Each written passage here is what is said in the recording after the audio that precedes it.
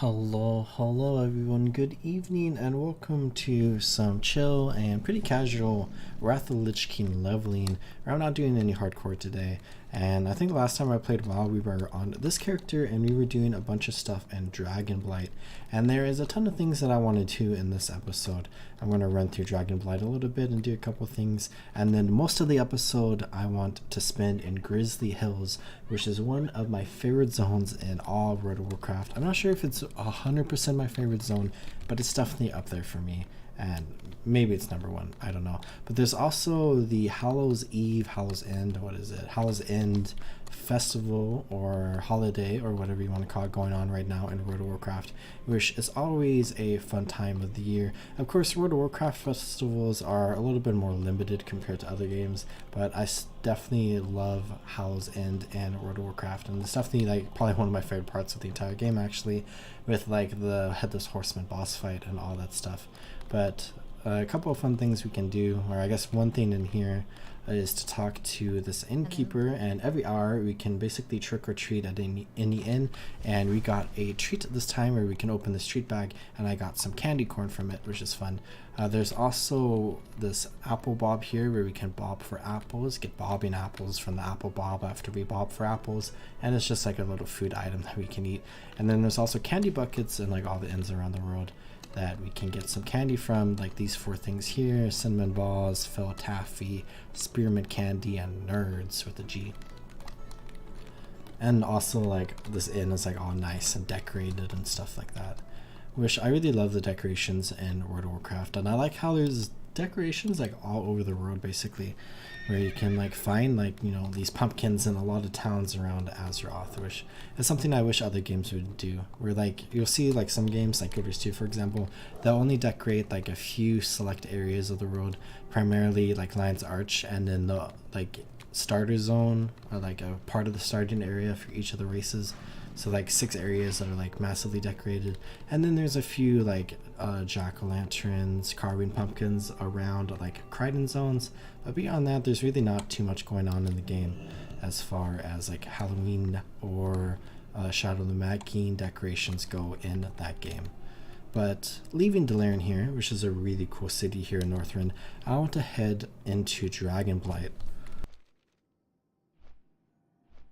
Or the last time that I streamed WoW, we were doing a lot of quests in Dragonblight, and since that stream, I said I was going to continue doing some quests there, or I have done some quests, and we are at 114 out of 115 quests in Dragonblight, where there are 2 really easy quests that we can do, one of which is just one I have to turn in, and then there is one that I can pick up here and then do really quickly because it's just to talk to someone like 3 meters away from that person.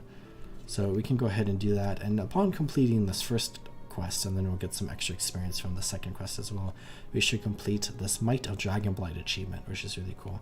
Which I really like going for achievements in WoW, even though it's like kind of pointless, because I've like done all of this already on like retail, and like that's kind of something I want to talk about in like a future video at some point, like a more well thought out like argument video. Similar to what I uploaded today. But if we come down here, we have Zort, apply this twice a day. Hey, We got this quest here, we'll pick this up, and then we'll run over here to Kochar the Unbreakable, apply this twice a day, and we get Zort's Protective Elixir, and we got Might of Dragonblight, and then this is an group quest right there that I'm going to ignore. But this will protect us from the digestive fluids of Jormungandr in the Crystal Vice, which Jormungandr are like the worms that we see right there, that hulking Jormungandr below us. But I'm going to skip that quest for now, because the main thing I was kind of going for was this Might of Dragonblight achievement. Alright, we're now at 115 out of 115, and I wasn't going for every single achievement in Dragonblight, or every single quest in Dragonblight. I have a couple of group quests. These are dungeon quests over here. These 2 quests over here we're actually going to do in just a moment, but let's go turn in Tales of Destruction, and then I think there's a candy bucket at the bottom of Wormrest Temple here, where we can go ahead and get some candy because of the Halloween event that is going on right now. I'm also almost level 75. I just realized it says 100%. We need 836 more experience in order to level up, so we'll get that when we turn in this quest, which is cool. And with us being level 74 means we have access to Zuldrak. I think Grizzly Hills begins at level 73, so we'll be like 2 levels ahead of what we need to be for the zone. And then Zuldrak is 74, and then the next zone after that is Sholazar at 76, and then Storm Peaks and Ice Crown both start at 77. Let's go ahead and turn in this quest, Tales of Destruction, I was doing earlier. That levels us up to level 75, which is cool. And then I just have all of these items here. My inventory is definitely a mess right now, but we'll just handle it for now. I have a bunch of Hallows End stuff in my bags, which are going to disappear. I've been collecting these wands, and I'm going to sit at like the Bank of Delaran and just give away these buffs to everyone, because there's 8 of these wands in the game, and you need to get transformed into a costume by each of these wands, so all 8, in order to get an achievement that a lot of people want. So I was just going to help people out there, because I see a lot of people like selling the wands for like 10 gold or something, 20 gold, 50 gold I've seen, and like I'm just going to give them away for free, because why not? But we have this handful of candy we just picked up, and we got a few pieces of candy which we could actually eat and get a little bit of a buff. It's not a major buff, but it's, you know, it's a little bit more than just like not having it on, of course. But since we leveled up to level 75, I'll come over here and I'll put in my last talent for Deep Wounds, which I'm really excited for the next talent here in the arms tree, because I finished this tree here. I got Titan's Grip there. But this one is two-handed weapon specialization, which is ultimately going to increase our damage with two-handed weapons by 6%, and we are wielding there we go, two-handed weapons at the same exact time. So that should be a pretty good damage buff for us, and that should help us out in combat and whatnot. Where I just threw in some Deep Wounds, so we have 48% of our melee weapon damage is afflicted over 6 seconds after we critically strike an enemy, which is cool. But we are over here again, and we can go ahead and run into here where we have this candy bucket, so we can get a little bit of experience as well as a handful of candy. And it's really nice that there's like Joyous Journeys right now, because I think that buffs up the candy buckets as well. But we have this quest right here, which is the start of our main adventure in this stream that I wanted to do, which is going to take us to the beautiful Grizzly Hills. Again, maybe my favorite zone in all of World of Warcraft. Maybe I should just declare it as that. I don't think that's true. Howling Fjord might be my favorite, actually. But then there's also Kalimdor, Eastern Kingdoms, Outland, and then Cataclysm and so forth. But let's go ahead. I just like Northrend. Okay, sorry. Let's go ahead, talk to Griffin Commander Yurik here. The hills have us, and we are going to report to Lieutenant Demont, stationed at Amberpine Lodge, and we are going to go there on the back of a griffin, where we have a Winterguard Griffin rider that's going to take us there. And he says, I'll have you at Amberpine Lodge in no time, ally. We just have to make one brief stop first. So we can go ahead and fly out of Winterguard Keep here. We have Naxxramas floating above the old destroyed Winterguard village here, and we can head over towards the Grizzly Hills, but there's one stop we gotta make on the way there.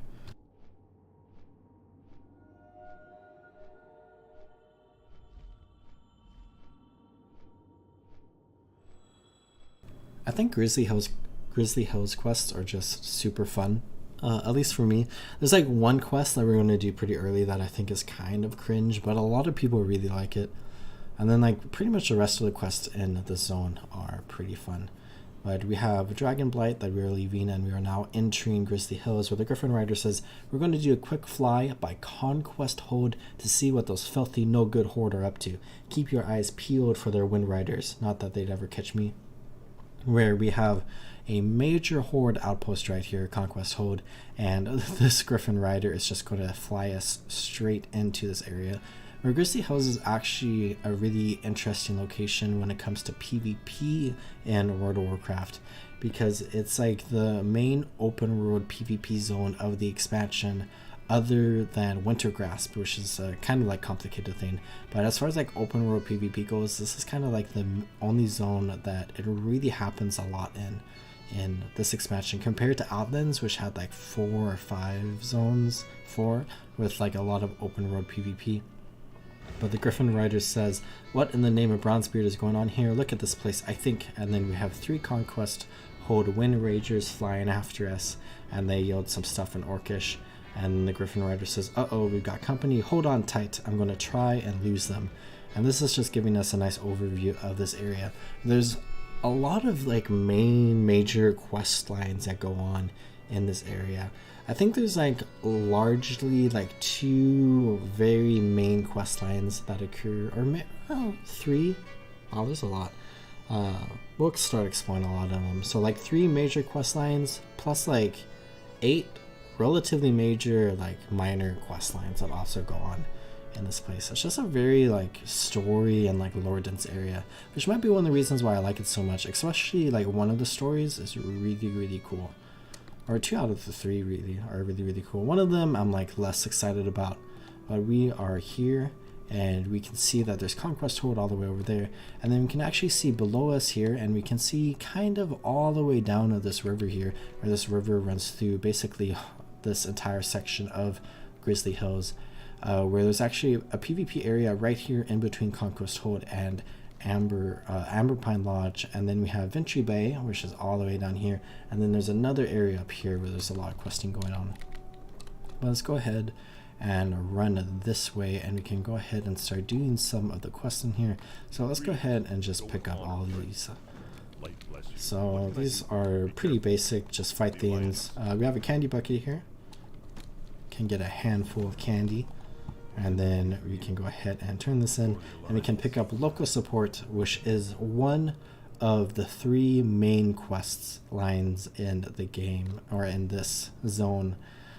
So let's go ahead and pick that up, where basically we have the Alliance here, and there are random humans that we don't really know who they are, and it's kind of weird that there's humans in Northrend, like a massive like group of humans that are just like a community of kind of like trappers, where like they live in like, you know, villages and stuff, and like they kind of just live off the land, and we're going to try to ally ourselves with them, where we have had some like difficulties with kind of like dealing with the horde in this zone, and we're going to try to get the local support, but we've had difficulty kind of negotiating with them, where they want some sort of relic, so we can try to get that relic. But is there a quest over here? Oh, that's for later. But the one quest, short quest line in this game that I find like kind of cringe, but a lot of people like a lot, is this bucket of amber seeds right here. And I'll kind of just walk us through this quest, where we see these amber seeds, and then we're going to eat them, and then like our tummy feels a little upset, so we're kind of telling this person that this happened, and then this quest is basically going to revolve around us getting those amber seeds out of our body before they get digested, which you can probably assume what that means. So we need to gather some items around the road for that, and we'll do that in a little bit. Or I think first things first is let's go ahead and get some venison, or we just have to go stag hunting here, and we can kill a bunch of stags around here and kind of just work on this quest, where there is a bunch of different quests that we just picked up right here, which kind of just takes us all around this area, but for the most part I'm going to stick to like the southern part for now. And with turning in the first quest, where we had to fly here on the Griffin, I think we actually unlocked the PvP quest in this zone. So there are 8 different dailies, I believe, 2 of which rotate out every day, I think, so it's like one or the other, and we can basically do all of those every single day if we wanted to, but they are PvP daily quests, which means that you might be fighting other players while you do that. Which for me, open world PvP is not my favorite thing in World of Warcraft, which it used to be like way back in the day, but I think with modern day kind of like gaming culture and like how people play World of Warcraft nowadays, it's just not my favorite thing anymore. So I'm probably going to stick away from that and not do any of those daily quests, and we're going to focus on the normal quests here. Now, there's quite a bit of stuff to do in the zone, and I'm probably not going to complete it all this stream, and I'm probably not going to complete it all on every stream, where I think I'm just going to play until I'm kind of getting tired in Grizzly Hills. We'll see how far we get, and then I might check out the next zone in the game for like 5 minutes, kind of just to show it off, and so I have it on like a stream so I can come back for footage and stuff. But mostly I want to stick to Grizzly Hills. Succulent venison, nothing from there. So we already got one piece, but we need a total of 8 pieces in order to complete this quest. There are some mountain skunks, but we can see Grizzly Hills, probably one of the most popular zones in all of World of Warcraft, including like modern day retail World of Warcraft, where a lot of people kind of just look back on this zone as like one of the best in the entire game, and probably like one of the best in like all of MMORPGs, where like the vibes of the zone, and it's very similar to Howling Fjord as well, but like a little different. But like the vibes of this zone are just very, very cool and like very, very beautiful, where we have a little bit of like snow-capped peaks here on like the southern end alongside like Howling Fjord. There's like a small mountain range that like separates these two areas from each other, so you have a little bit of like snow-capped peaks and like snowy areas going on in the zone, which is always a beautiful thing. But for the most part, it's like a very woodland dense zone where there are a lot of trees, there's a lot of rivers, there's fallen logs, and it's just a very, very beautiful kind of like naturey, kind of like classic woodland zone fantasy vibes, real life vibes as well in this game, which is very, very pretty. Also, the soundtrack for the zone is considered like one of the best in the game as well, which it definitely is. I'm not sure how much it's being picked up on stream right now, it's kind of quiet, but definitely a very, very good soundtrack. I might throw it in a video sometime soon. I also have these, oh, those are Dustcop Prowlers. There are wargs on the western side of this river, I think, that we can fight. Yeah, just the western side. Grey Mist Hunters, we need to fight 6 of those and we'll complete that quest. So we'll do that in a little bit. Let's go ahead and find some more deer to fight. Here's one, Tall Horn Stag. That was 72, so this zone starts at 73, so we're definitely a little over leveled right now. But I think as a warrior, you typically want to fight like below your level, like a little bit more than like other classes in the game, because of like how hit rating and like critical strikes and like parrying and glancing blows and stuff like that goes. Or like just statistically and like mathematically and like how the game mechanics work, warriors just like excel at fighting lower level enemies compared to higher level enemies in comparison to other classes. I think a lot of spells, it doesn't matter as much on what level your enemy is, as long as you're like at level. But if you fight at level mobs with like a rogue or a warrior, you're gonna have like, you're gonna do like much less damage than fighting mobs like 2 levels lower than you, where you don't see that big of a damage drop off with other classes like mages, for example. Let's go ahead, heal Crusty Flatbread. I'm out of bandages. I thought I had some, but I guess I don't have any. But we do have some Frostweave cloth that I can turn into bandages. We're actually, I think once we reach first aid level 400, we unlock the ability to get heavy Frostweave cloth, which in this expansion you actually get the recipe for that, for the highest level bandage in the game at this point, as a drop in Zuldrak from like a few specific enemies. So maybe we'll get the drop at the end of the stream when we head over there and do some quests over there. Here's another stag.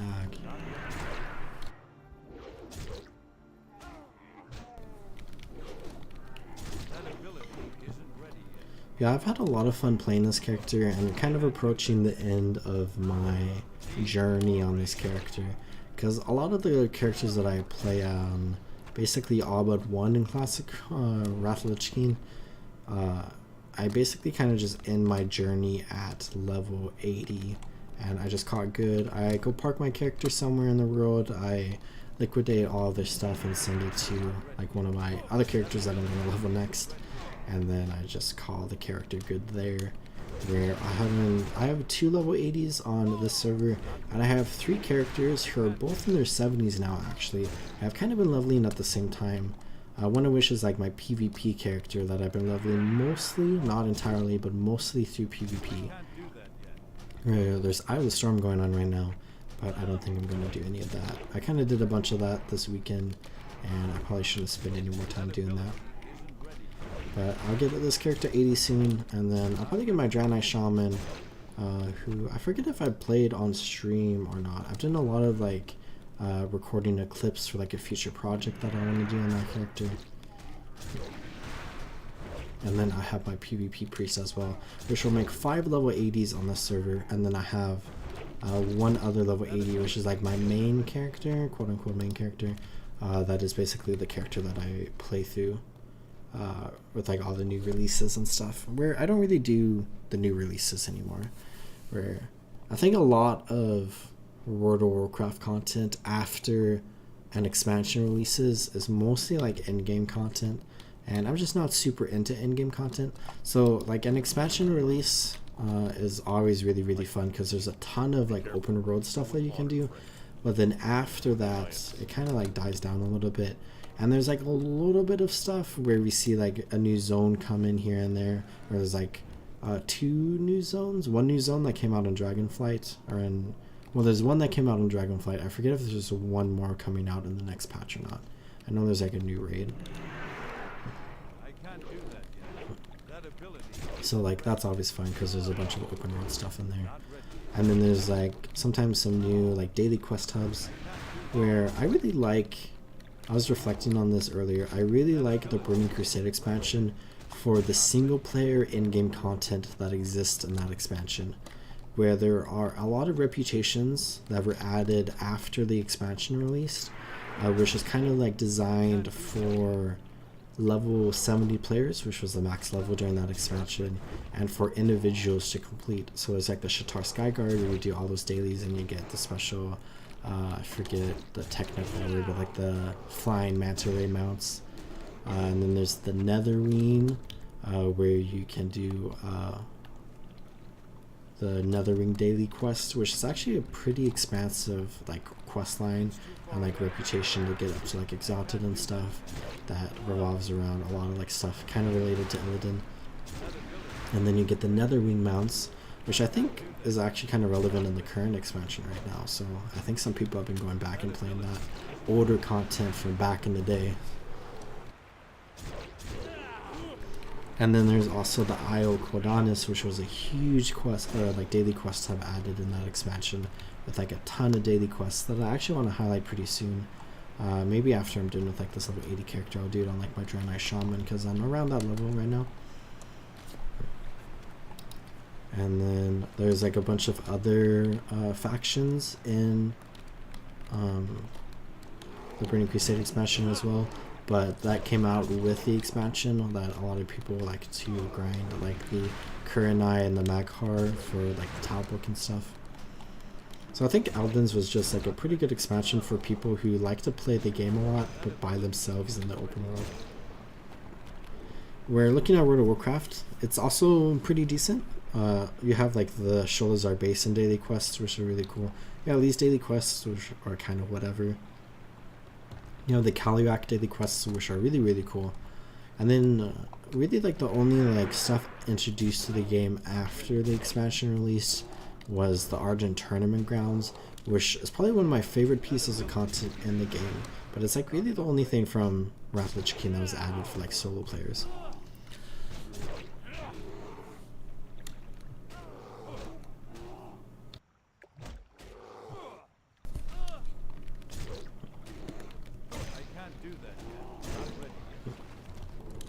I think in Cataclysm there was Tolbrad, which was a huge daily quest hunt that a lot of people liked.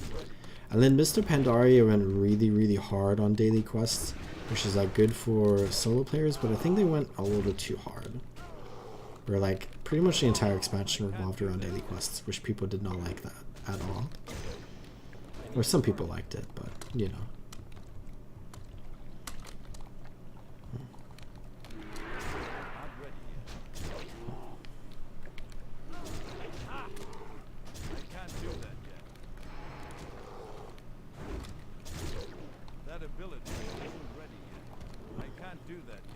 Yeah, it's kind of fun that we're fighting grizzly bears right now in Grizzly Hills. Kind of like the namesake, I guess. But there's some other stuff in this zone that's kind of connected to why it's called Grizzly Hills. But this is definitely like one of the main things. There's a lot of grizzly bears here. There's a lot of rivers that run through this zone. which are beautiful. Like this river, absolutely gorgeous, and I like how it's going downhill from there, where there's like a bunch of waterfalls here and there along the river.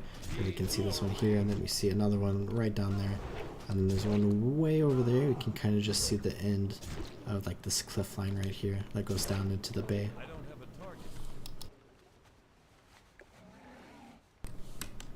We need 3 more grizzly flanks, and then for that amber seed quest we were doing, we have gotten 5 of the black root stalks that we need for that quest. So let's go ahead and just finish gathering all these grizzly bear flanks that we need, and then we can go ahead and bring this over back towards Amber Pine Lodge.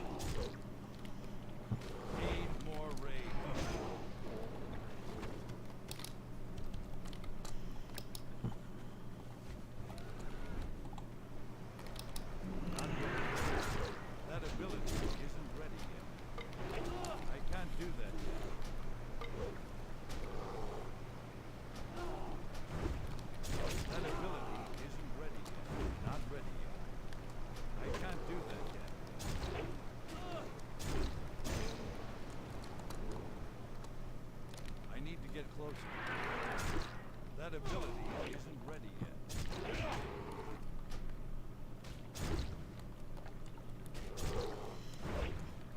I think an interesting aspect of the Cataclysm expansion, which is presumably going to be coming out pretty soon for Wrath of the Lich King class, or for like Classic WoW. A lot of people think it's going to be announced at BlizzCon.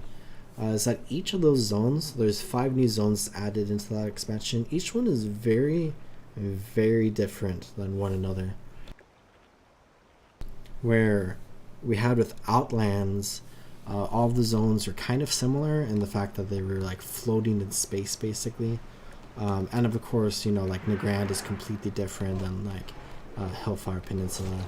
And like when you look at each one individually, they all look pretty different. Like Terracar kind of looks like Shadow Moon Valley and Nagrand kind of, but like for the most part they look pretty distinctly different. But all of them have the same vibe of like being a broken continent floating in space basically. And then with Northrend, all of the zones are also kind of pretty similar to each other, where the further north you go in Northrend, like the more frozen and kind of like scary, I guess, and like undeady the area gets, with like huge mountains and like massive glaciers and stuff. And then as you go further south, it's a little bit more like temperate, and we have like this woodland here, and there's a level 80 there or something. And like we have Howling Fjord and like Grizzly Hills and Borean Tundra, and Sholazar Basin, which is kind of just a unique case for all the zones. But they all look pretty similar to each other in a way, where they're all kind of like, you know, frozen cold, like northern, like Arctic vibes and stuff like that. But still like unique, but also like very similar. But when we get to Cataclysm, there's not really any similarity between all the zones, other than like the overarching like story that is going on throughout that expansion, where you have Vajir, which is an underwater zone, which is the only one in all World of Warcraft to my knowledge. So that's pretty unique. And then you have Odum, which is a like massive desert with like a few oases in it, which is completely different than an underwater zone. And then you have Twilight Highlands, which is kind of similar in vibe to Grizzly Hills, but like less forested and like more plainsy, and kind of like the same level of mountains, I guess, which is, you know, very different than underwater and a massive desert. And then you have Hydro, which is like basically kind of like a massive mountain that in Cataclysm, I was predicting that we'd go up the mountain, but in Cataclysm you're actually like working your way down the mountain, where you're teleported to the peak and then you work your way down. And it's also, I guess in a way, a little similar to like the Twilight Highlands, where it's kind of like, you know, green and like foresty and naturey and stuff like that. But it's like kind of like how Howling Fjord and Grizzly Hills are like, we're very similar to each other, but you can distinctly tell like which zone is which. And then like Twilight Highlands has like a bigger focus on like dwarves and orcs, where Hydro has a big focus on druidism. And then the last zone, Deep Home, is again completely different, and it's like an underground zone basically, which is, you know, similar in vibe to underwater, except instead of being underwater, you're under like a massive layer of rock. So like all 5 of those zones are different.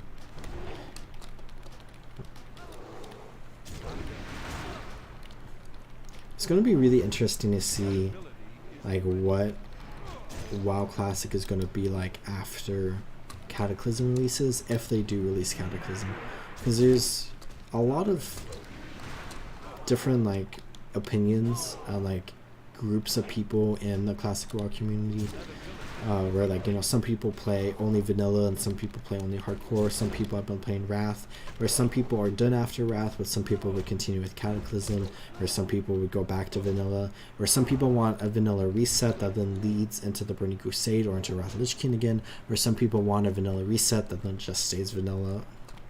Where there's like a lot of different wants in the WoW Classic community.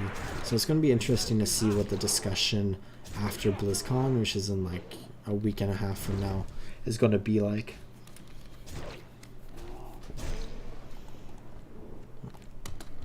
Because a lot of people are going to be very, very happy with what's announced at BlizzCon, and a lot of people are going to be very, very upset. So.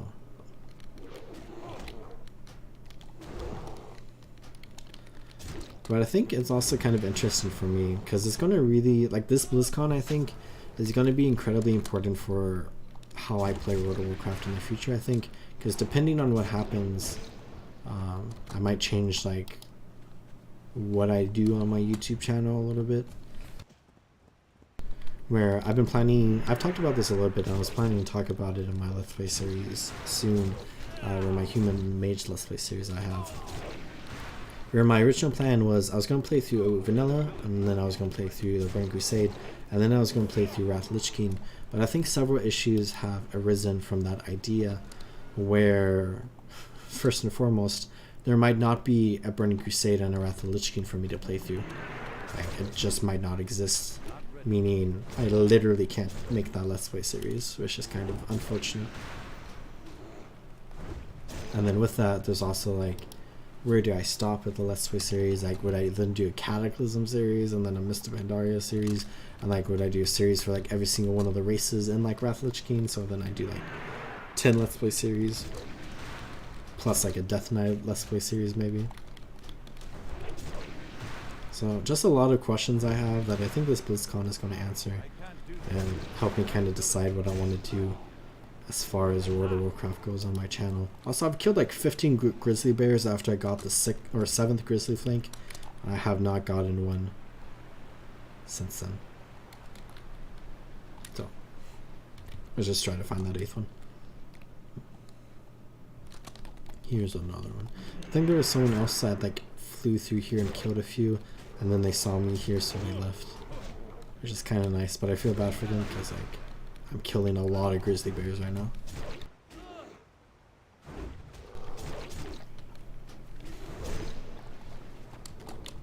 It's too far away.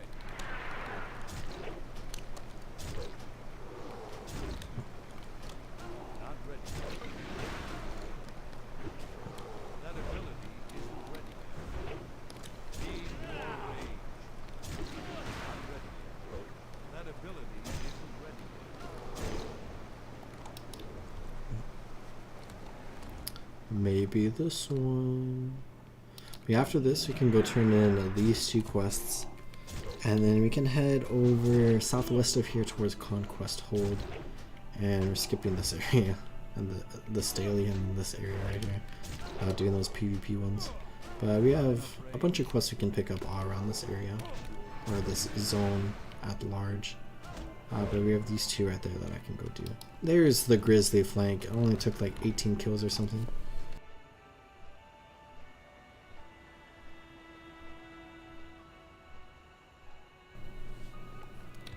So back towards the lodge here, we can go ahead and finish this one quest line related to the Amber Seeds, which again, a lot of people really like this quest line, but it's just not my favorite thing on the road. But let's go ahead, turn in just passing through, and then that leveled or raised our reputation with 2 things. So the Frostborn and the Silver Covenant.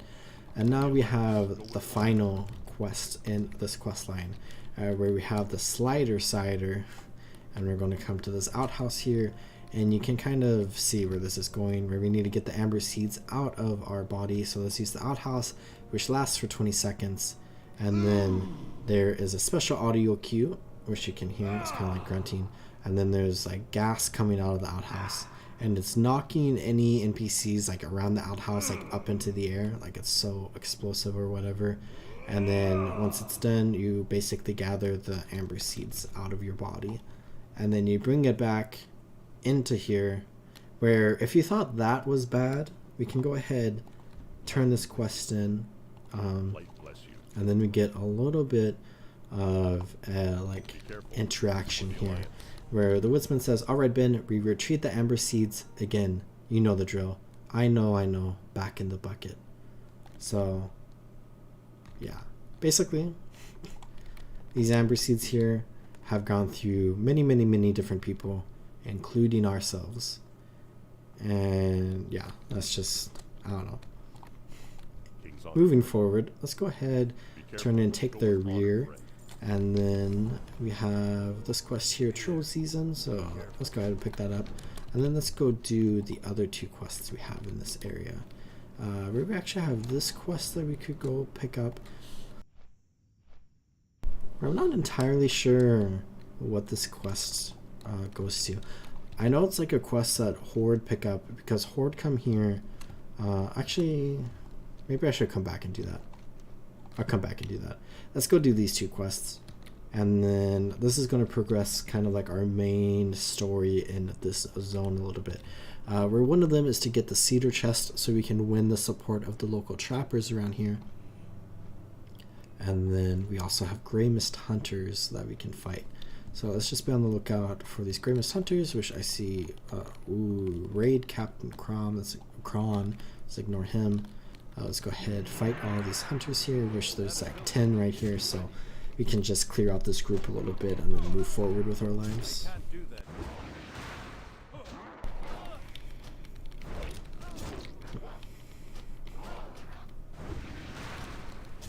These hunters are actually level 74, so they're only 1 level below us, where like a lot of the other mobs we were fighting were like 2 levels below us. So these ones are, we can kind of tell I'm dealing less damage to them, and they're dealing a little bit more damage to me. So we might have to be a little bit careful about like pulling too many of them, because they're grouped right next to each other. And after this pull, we should probably eat some of our crusty flatbread here, so we can restore some of our health. Ability isn't ready. Got that. I might be able to hit level 76. Or when I do that, I'll probably wait for next stream, and we can go to Sholazar and do some questing in Sholazar, which should be fun. Because there's like 2 main quest lines in that zone, and they're pretty fun. Mostly want to highlight the Nesting Wary quest line, because there's Nesting Wary quests in Classic WoW and in the Burning Crusade, but I think they went like really hard on them in Wrath of the Lich King, so it's like very expansive, which is really cool to see. Which, if you don't know what those quests are, we'll see them when we get to Sholazar in a future stream. Which, for people who do know what that is, and also know like the tournament quest lines, which we saw in the Burning Crusade, and then in Wrath of the Lich King, and then in Cataclysm, those are like 2 like interesting things that we see like throughout expansions, where we see like a version of like that quest line in like different expansions. Like the tournament one, we see in TBC and Wrath and in Cata, and I'm not sure if it happens again after that or not, because I don't play too much retail WoW, but those are always fun quests. And then we have the Nest and Wary quest lines, which we have in Vanilla, and then we have in TBC, and then we have in Wrath. And then there's none in Cata, but it comes back in Mr. Pandaria. And then I think there's one in like Legion, and then that was the last time we've had that. There might be one in Warlords of Draenor, I'm not sure. I haven't really played through those expansions. I think there's one in Legion. There might not be one in Warlords of Draenor. And then I don't think there's been one since then, but I could be wrong. Like, I kind of want to play through retail WoW stuff, and I'll probably do a little bit of stuff. I kind of have like a stream series, I guess, that I want to do that relates to retail WoW. But we'll probably do like a few streams here and there just for fun.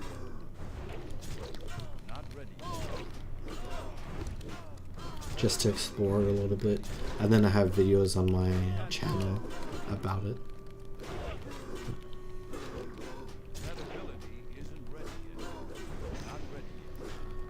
So we're kind of doing some of that PvP stuff in the zone, but fortunately for us, this PvP doesn't have us going into PvP mode, so we're not being attacked. We're not actually doing PvP, we're just fighting enemies, but they're like part of the Horde, where we are the Alliance. So we're just clearing out this place, and we're going to get that relic that the trappers want, so we can befriend them.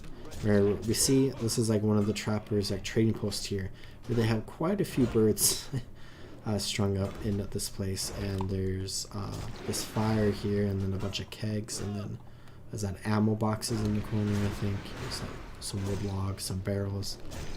Very cool aesthetic. And we see these trading posts where this is the evergreen trading post, and we have this giant bonfire here with these chairs or benches that we can sit in.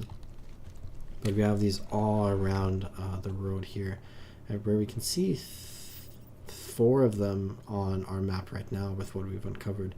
Where we have one right here that we're at, and then there's this one over here that I was going to go to, but we'll do that later. And then we have one here, which I think we're about to go to, and then we have one way over here, which I think is actually destroyed and on fire, and might be related to a Horde quest. And I should not fly over Conquest Horde, because we're going to get sniped out of the air and have a miserable time.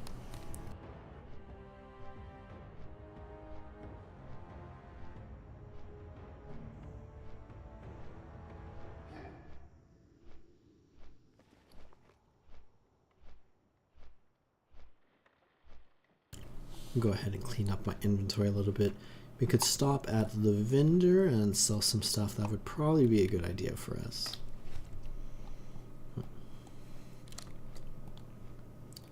We have 2 quests to turn in, and then I think we're about to unlock a couple more quests that we can do. But here's the Gravest Hunter's quest, and now we can fight Imperial Eagles, which I believe this quest is that the Horde are using the Eagles to spy on us. Yes, they are. Where the Horde have located our hidden stores of food, which is not good. Let's go ahead and turn this in. Anything? Is this better than... I feel like it's not. Maybe it is. Have a good one. I'll ignore it for now. But we can do the Close the Deal quest, which let's go ahead and go fight some of the Imperial Eagles, which is really sad that we have to do this quest, but for the Alliance, I guess. And then we can go do Close the Deal.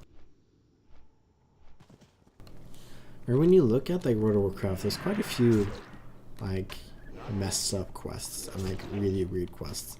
But like this isn't really messed up or weird, it's just like kind of sad to kill a bunch of like eagles that are just vibing here. Like the stags, understandable, because like we need to eat the food or whatever. We have to feed the army. But the eagles is just to prevent the orc shamans from spying on us, so we're just wiping them out. And then like that Amber Seed quest was kind of cringe. And then there's like some other quest lines that you can like find throughout the game that are like really creepy and like probably shouldn't be in the game type of way, maybe like for some people, I guess. Or a lot of people have like talked about those, and then just like some other like kind of uncomfortable quests or weird quests, which you can see like throughout all World of Warcraft. But I think largely for the most part, like especially in this zone, the quest design is like really, really great. It's too far away. I can't do that yet. That ability isn't ready yet. Not ready yet. That ability isn't ready yet. Okay, we need 2 more eagles. I see two right here, but one of them might fly away.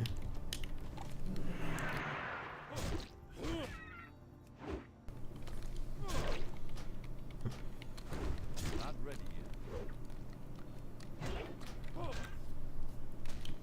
I can't do that yet.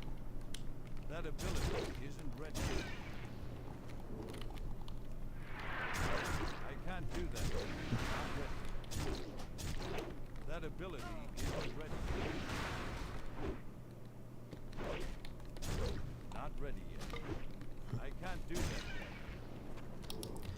Okay, now that we're done massacring the eagles there, let's go ahead and close the deal quest that we have here.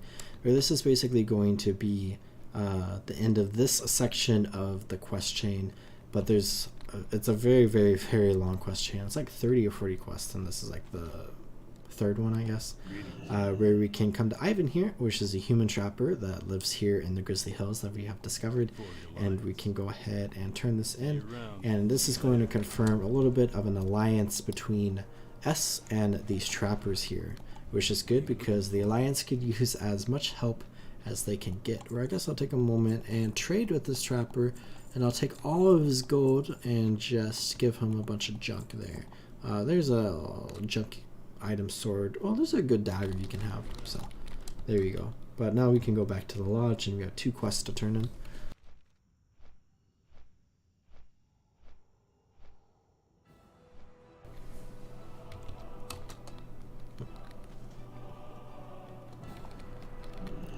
But the Lieutenant Dumont, a tentative pack.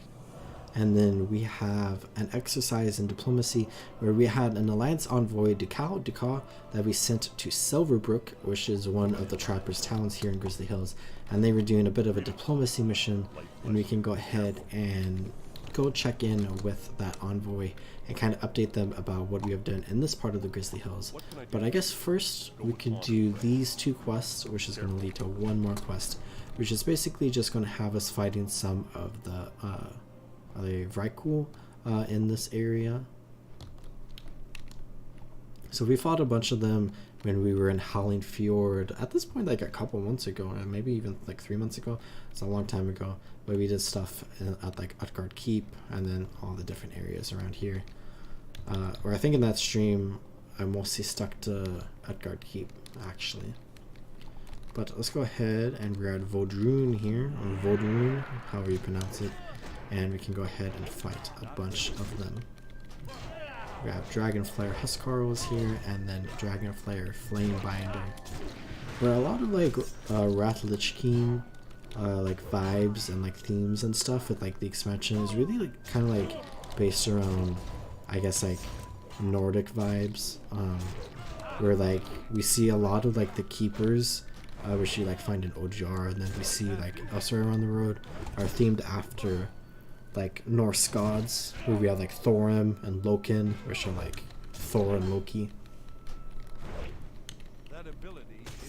Which like I think overall is kind of like just a fun vibe. Like a lot of people like Skyrim, and this is kind of like the Skyrim version of World of Warcraft. This expansion. Leveling up our unarmed skill, which is nice, I guess. If you look at achievements, I think in general, we have Master of Arms, raise 4 weapon skills to 400. And then did somebody order a knuckle sandwich? Raise your unarmed skill to 400. So those are 2 achievements that a lot of people like to do. I need to get closer. Not ready. But we also have to get flame imbued talismans, so we can fight these flame binders here. And it's not a 100% drop rate, so we're probably going to have to kill quite a few of those. With the Huskarls, we only have to kill 12 of them. But I really like this village. I kind of just like the vibes of the Vrykul, or I'm pretty sure. There's like Vryguls, which are like the undead versions, I think, and then there's Valkyr, which are like the angel versions, I guess. I'm out of range. I can't do that yet.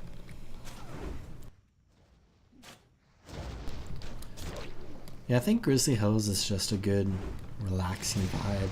As is like the entire like Northrend expansion. And I guess questing in WoW in general, it's just like, for me, it's like very relaxing. Like, sit back, you know, wrap yourself up in a blanket, maybe pour yourself a hot drink, and just do a bunch of questing. Just explore the world a little bit. Have some fun just exploring some of the stories going on. Complete all the quests. And I think part of it is like very special when you do it like the first time through, because you're like experiencing all of this again. But I think another like nice part is kind of just doing it again because of like, you know what's going on, and like you fall in love with this area, and then you just spend more time in this area again in the future. And then another part of it is like nostalgia as well. You're like, when I came through the zone for the first time ever, I was like 9. I was 9 years old, and I'm almost 24 now. So there's definitely like, you know, some nostalgia there. But also like, I just love the Grizzly Hills area and like Howling Fjord and like the rest of Northrend. Like, just look out over there, look at all those icebergs. Look at those mountains there, look at those ships. You can kind of see the cliff face of Howling Fjord there. It's a very good vibe, at least for me. That ability isn't ready yet. Not ready yet.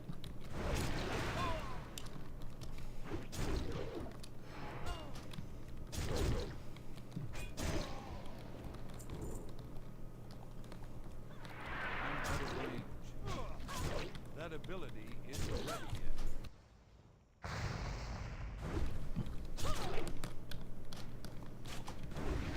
Not ready yet. I think after Wrath of the Lich King is over, I'm probably going to play a lot more vanilla WoW. Like, if Cataclysm comes out, I'll probably play it a tiny bit, but I think I'm mostly going to stick to, like, honestly, hardcore probably a lot. I want to play a bunch of hardcore. I'll probably stream a good amount of it. That ability isn't ready yet. And then after I'm done with hardcore and after I'm done with vanilla, I can't do that. we'll see where I want to go from there. Not ready. That ability I've had a lot of fun kind of just streaming and let's playing this game, because I think part of it is just like, I love documenting like this game. Like, the main, probably like the number one reason I wanted to stream Grizzly Hills tonight is just so I can like document like this area, so like I can come back like 20 years from now, assuming YouTube's still around, I guess, and like watch the stream and like re-experience Grizzly Hills kind of, and see what Athos 20 years ago said about this area. not ready yet. That ability isn't ready yet.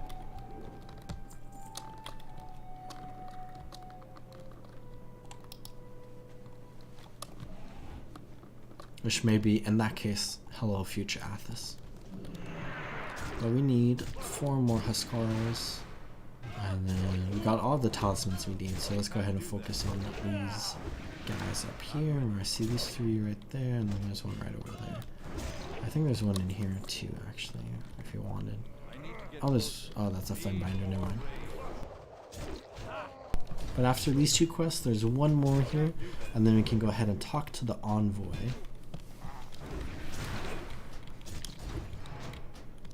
That ability isn't ready yet. Which maybe I can go turn in that quest I need to turn in at the Granite Springs on the way over. Which I don't think I'm going to do too much of that in this stream. I'm out of range. That ability isn't ready yet. I can't do that yet.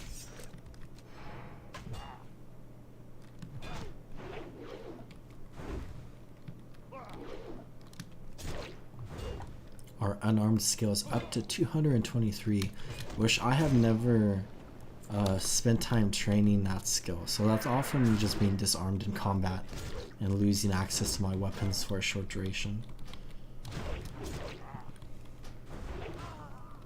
That ability isn't ready. I need a target.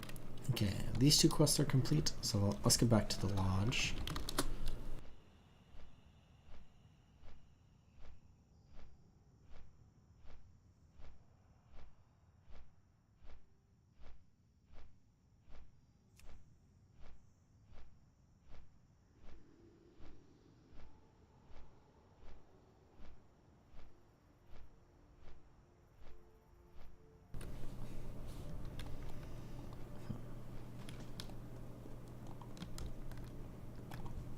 And turn these two in.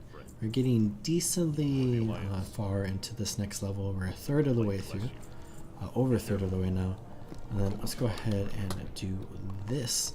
Which just is kind of a fun quest where we can go free a proto drake that is the proto drake of the Thane of Vodrun, Thane Torvald Eriksson, and we can go ahead and basically hop onto his proto drake and then attack the Thane on top of his proto drake, launching like fire and stuff at him. So let's go find the proto drake and do all that.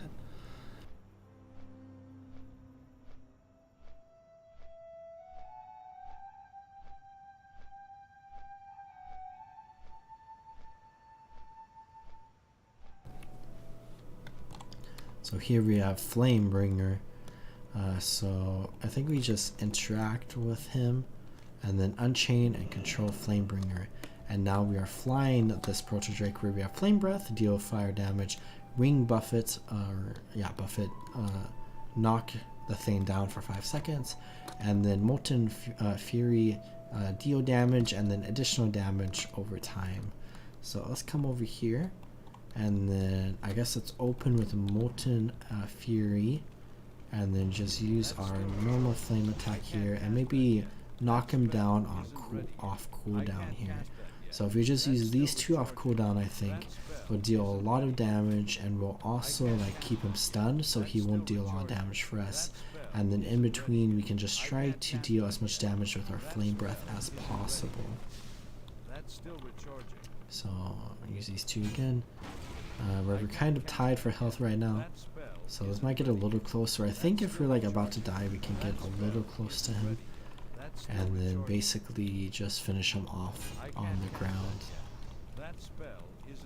Which maybe, oh, this is kind of awkward.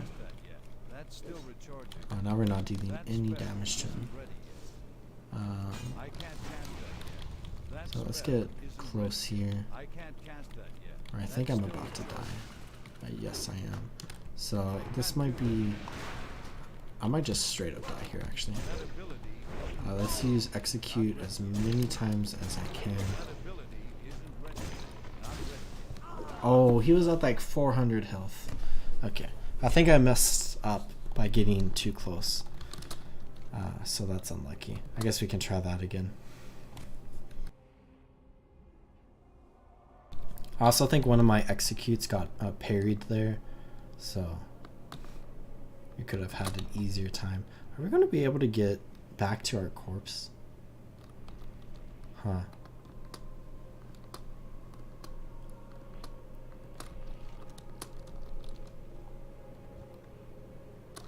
Let's see how this works. Oh, okay. Thank goodness. Let's fly over here, heal up again. I was also like low on health there. Like I came out at 30% health, which I think I was at 50% health and he like instantly hit me as I came out. So let's heal up all the way and let's go do that again.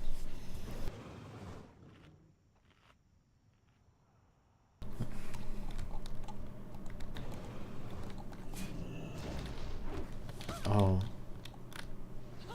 I like attacked. I don't know what's going on. Okay. Let's fly up this way. There are like 2 horde players right there, just doing a bunch of stuff. I can't cast that yet. That spell isn't ready yet. So let's sit, position ourselves right here. I can't cast that yet. That's still I think if we die this time, we're gonna have to be. Am I dealing any damage? Okay. That spell isn't ready yet. I feel like my flame breath is being a little weird. I can't cast that yet. That spell isn't ready yet. That's still recharging. Oh, these 2 people are helping me out, which is nice. That spell isn't ready yet. That's still recharging. I can't cast that yet.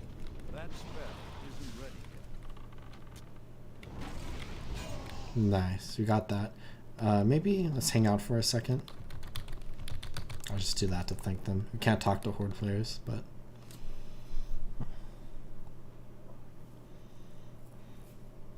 we can launch our nice abilities on Eriksson here. Hopefully the respawn timer isn't too long. because I want to help, but I also don't want to stay too long.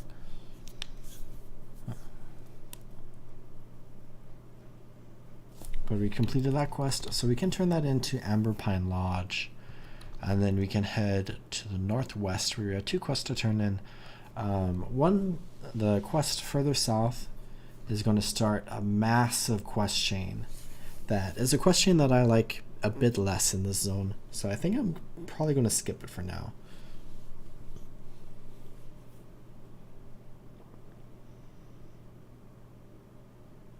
But we can continue what I see as like the main quest chain in this zone. This is a little bit of like a side story going on with Vodrune here, and then there's like all the PvP stuff. Where we kind of completed our first like mini quest chains with the Amber Seeds, I guess, and then also with like supporting Amberpine Lodge, where we got a bunch of like food, and then we dealt with like the eagles and the Grey Mist Hunters and stuff like that. So basically, after I turn this quest in, and then also have this quest down here, I'll be pretty much done with this area, which after doing this quest, we'll basically be done with like the western half of the zone maybe, where I think there's a lot more questing to be done in the eastern half, of course.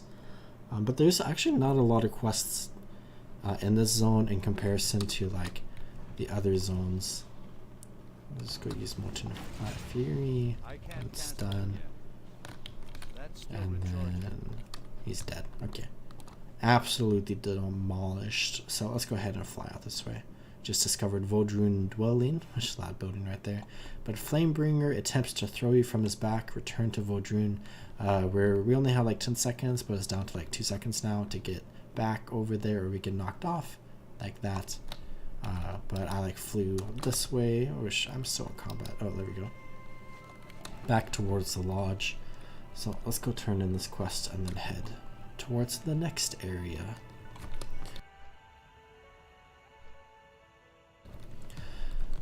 So here is Woodsman Drake, and anything I want, I think, ooh, Oath Signet. Let's replace this blue ring here with Thane Reaper's Signet, and we are done with that at 37% of the way to level 76.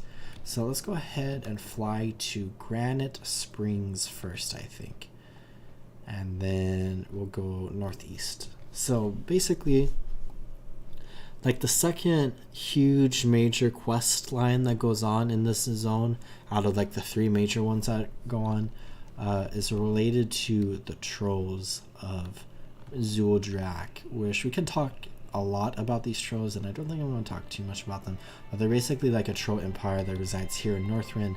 And then when we explore Zuldrak, we'll see that they're kind of like being like demolished by the Scourge. And then there's a lot of quest lines that have to do with like the troll culture of this kingdom, and then also the Scourge and stuff, where that storyline starts here in Grizzly Hills with a pretty lengthy quest chain that has us learning a bit more about like the trolls as well as the Scourge a little bit, which starts at this place here at Granite Springs, where we have troll season, and we can talk to Samir here. And I'm going to skip all these quests, but most of the NPCs around here, like Samir and also Bud, are kind of like big characters in World of Warcraft, where they are in like most of the expansions of WoW, I think, where they were first introduced in the Burning Crusade, where they did an expedition into Zuamon, which is like a raid from that expansion. It's like the second major patch after the Burning Crusade, I think. I forget. Anyways, first major patch, who knows. But we have these characters here, and they play a part in the storyline with the trolls in the Grizzly Hills, and then we see them more and more in the future, where I think they're in like Odom in the next expansion of Cataclysm, which is like a big archaeology zone basically. But let's go ahead and fly towards Silverbrook, which I guess we could fly straight north really quickly and just uncover this on our map, where we can see there is a necropolis all the way back there, but we can see some large troll structures right here, where we have Drakthron Keep, which is a very important location for the trolls, and is actually the location of one of the dungeons, one of the earlier dungeons of the Wrath of the Lich King expansion, which is a decently fun expansion. But we have these Conquest Hold Marauders here, and then we also have Silverbrook Defenders defending Silverbrook. So let's go ahead and come over here, and we have Envoy Ducal. So we can go ahead and meet up with him, and then we have this trapper right here, Serge, or how you pronounce that, and we can go ahead and help out with fighting a bunch of the Conquest Hold Marauders around here. And then we have another quest here with Katja, how you pronounce that, where we can get some of these roots around here, Wolfsbane root. So let's go ahead, run around here, and let's just fight all of these Marauders and get all these roots, and then we can turn in these two quests, which this is the start of like the second part of this major quest chain. So we kind of opened up, we got like to Grizzly Hills, and we started opening up diplomatic relations with these trappers around the Grizzly Hills, and now we are going to basically help them out here with the Marauders and with the roots.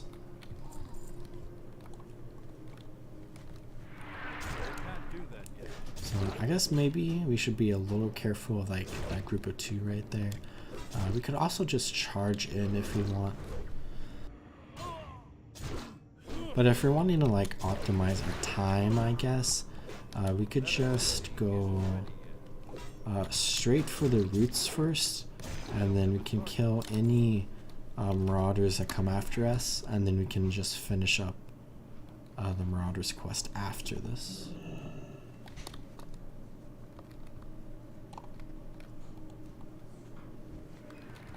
I was like getting this route, and like this Marauder wasn't attacking me, and then suddenly he just charges in and starts attacking. That ability isn't ready yet.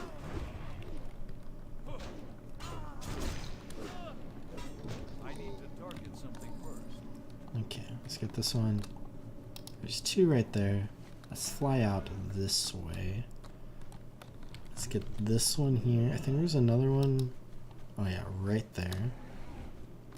But this Marauder's probably going to attack me. Need more range. I can't do it yet. And there's one route there. Isn't ready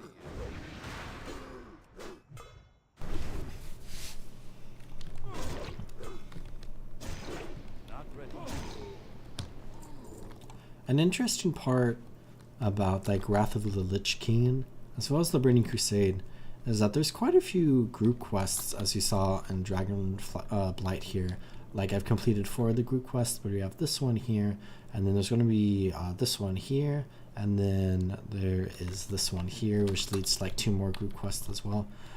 So there's just a lot of group quests in this expansion, which also this expansion removed like the need to have groups for a bunch of quests and like the vanilla zones, where basically people can like solo those quests now. They like change the mobs to be from elites to like normal enemies and stuff. But Burning Crusade also has quite a few group quests, which is just interesting. Which a lot of the group quests, if you're like a Death Knight or a few other like specializations that are like well geared, you can like solo most of them by yourself. They're like pretty easy, but some of them are very, very challenging, where you definitely need a group in order to beat them.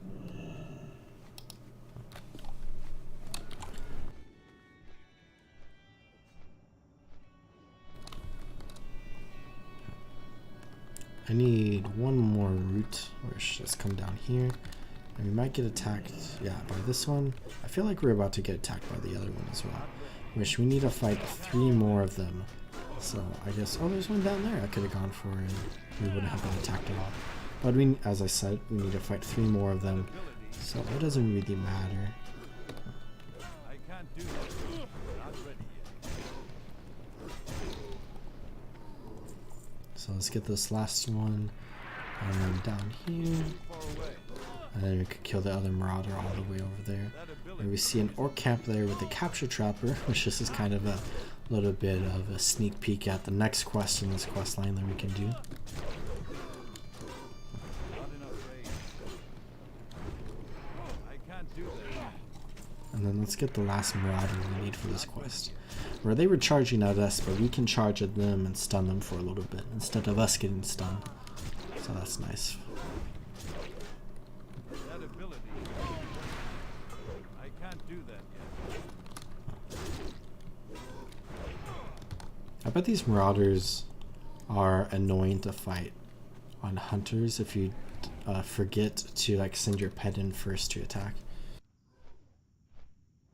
Or if you ever get aggro of the mob. Okay, let's turn this quest in. And nothing good for us really. And then we have all the way over here. Can I help you? I think maybe I'll sub out my stopwatch. So let's go ahead, throw my stopwatch down here for now. And then it's Insignia of Bloody Fire. Where are these two insignias? And then find Sergeant Bonesnap northwest of Silverbrook and pass the test of metal, which basically is going to have us doing the leader of those motherless orcs attacking our town is called Bonesnap. You will find him at a camp further northwest. That's right, you're going to skin the monster. So basically our task here is to skin this orc. So kind of a messed up quest, but we have a captured trapper here. So let's go ahead and fight these two orcs off. That ability isn't ready yet. I can't do that.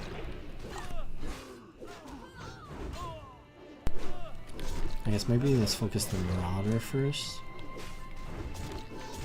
Let's kill the Marauder here. Not ready yet. That ability isn't ready yet. And then we have Sergeant Bonesnap. And then we're going to have this capture trapper here. Don't do it, Athaseli. The people that sent you here, you shouldn't trust them. Have a good one. Thanks for helping me. My name's Sasha. Listen, I have to get the hell out of here. The people that sent you here, my people, they've changed. They're not good people anymore, and they want to turn you into one of them. This test they sent you on is just the beginning. Head to the northwestern end of Silverbrook. You'll find something of interest to you. Good luck. See you later. And trust no one. So we have had this quest line here where we have been interacting with the trappers and we've been trying to get them on our side, but it ends up there's something very suspicious about these people that we shouldn't trust them about, and we're about to figure out why.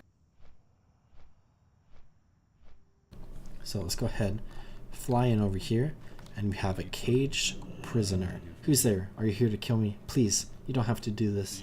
You're not one of them. Quick, let me out. We have to get to Amberpine Lodge immediately. Once Lieutenant Dumont finds out who these people really are, this town will be reduced to rubble. So let's accept this quest. We have a freed Alliance Scout. He says, were you bitten? Answer me, were you bloody bitten? You don't even know, do you? The trappers, they're not human. We have to get out of here. Come quick. So we have this scout here. So the trappers are people we shouldn't trust, and he's asking us if we have been bitten, which most of the people who don't know what this question chain is should probably understand by now. Take Ducal's horse. He's one of them now. So we have the horse. There's a lamp. There's lamp oil in the back. Make use of it. The fiends hate fire. Where we are now going to escape this place, and we can see that there are worgen here. So we are about to have a little bit of a chase scene where we are on a horse here, and we're going to launch some fire at the worgen. We just got stunned, which is not good. Let's go ahead and just try to deal as much damage to all of them as we can and sprint out of here as best as we can, because these worgen are sprinting through the woods coming after us. Where it is now revealed, as you can see, that the trappers in this zone were once people who kind of like just lived in this area and did stuff, but at some point, for some reason, which we might get to in this stream, they were transformed into worgen. And now we need to alert the Alliance about this situation, and we have to get out of here. That ability isn't ready yet. But it is a good thing for the scout that we stumbled upon him, because we are able to free him right now. And this chase scene is just kind of like, it's really really cool where you're like on a horse and you have to like run away, but it feels like a little janky, I guess. This is cool, a cool part where, oh, I thought, never mind. I thought you like jump over the river on the horse, but I guess you just swim through it. Maybe I'm thinking of a different part. But yeah, we just have to get pretty much all the way to Amberpine Lodge. So it is a little bit of a lengthy quest right here. You can't really do much to speed it up. And I'm not sure, I think if the horse dies you fail, but I've like never failed this quest before, which I probably should not say that, especially after I failed fighting the Thane down in Vodrune, because I don't think I've ever died while doing that quest. But I died this episode, so maybe this is just the episode of dying on quests for the first time ever in my life. That ability isn't ready. Yeah, this trample here will stun them a little bit, which I think an additional like annoying point about this specific quest is that we get dazed here, which slows down the run even more, and when there's a lot of them there's a good chance we get dazed, which we are currently permanently dazed right now, which is kind of annoying. We killed all the hosts of Worgen. I think next time the Worgen come, or I'll just do it now. Let's sprint out of here. We have another river here. Maybe this is the part we jump. Oh yeah, there we go. Jumping over the river. The Worgen also jump over the river. The bears are attacking us. The Worgen are stunning us. I just attacked an eagle. Let's throw fire down on top of us. Let's stun them. This is getting a little dicey, but we're also pretty close to Amberpine Lodge now. So I think we'll be okay. Hopefully we'll be okay. I'm just gonna hope for the best here.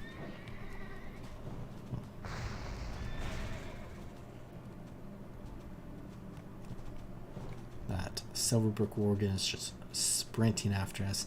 Here's the trading post that we came to give them the relic. Which they're still friendly to us. I think if we go back to Silverbrook, they're friendly. But most of the trappers that we experience later on in the zone now are going to be unfriendly to us. Where they were unfriendly before we got to them, which is like kind of weird. But it's just how they designed the game back then. There's probably limitations somewhere in what they can do. But we have these hunters here. And they helped that scout and the horse, I guess. So let's go ahead, run into here, and report to the lieutenant. So Lieutenant Demont. And he says, Worgen, blasted, life-forsaken, filth-ridden Worgen. It's time we showed the locals what us civilized folk do with beasts like them. Where we now have a alright, we have to pick this up. And we now have a quest called a swift response. Where, oh, I guess this quest is going to lead us over here. Okay, that makes more sense. I thought this was a horde only quest, but I guess you do this as a member of the Alliance. As well, at least. I'm pretty sure you do this as a horde.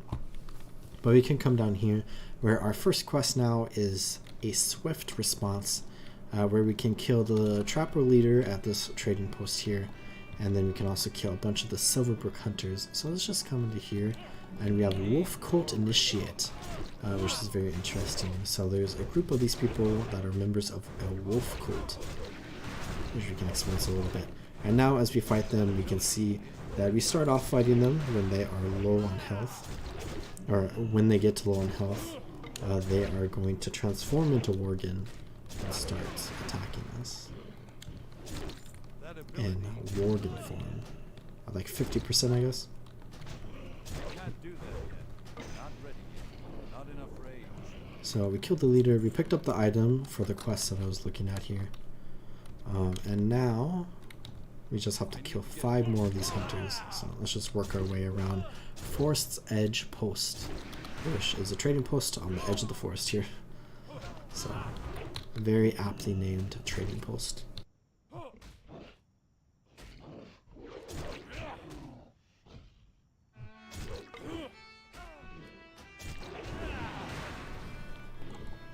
Like this, let's come over here. Not ready.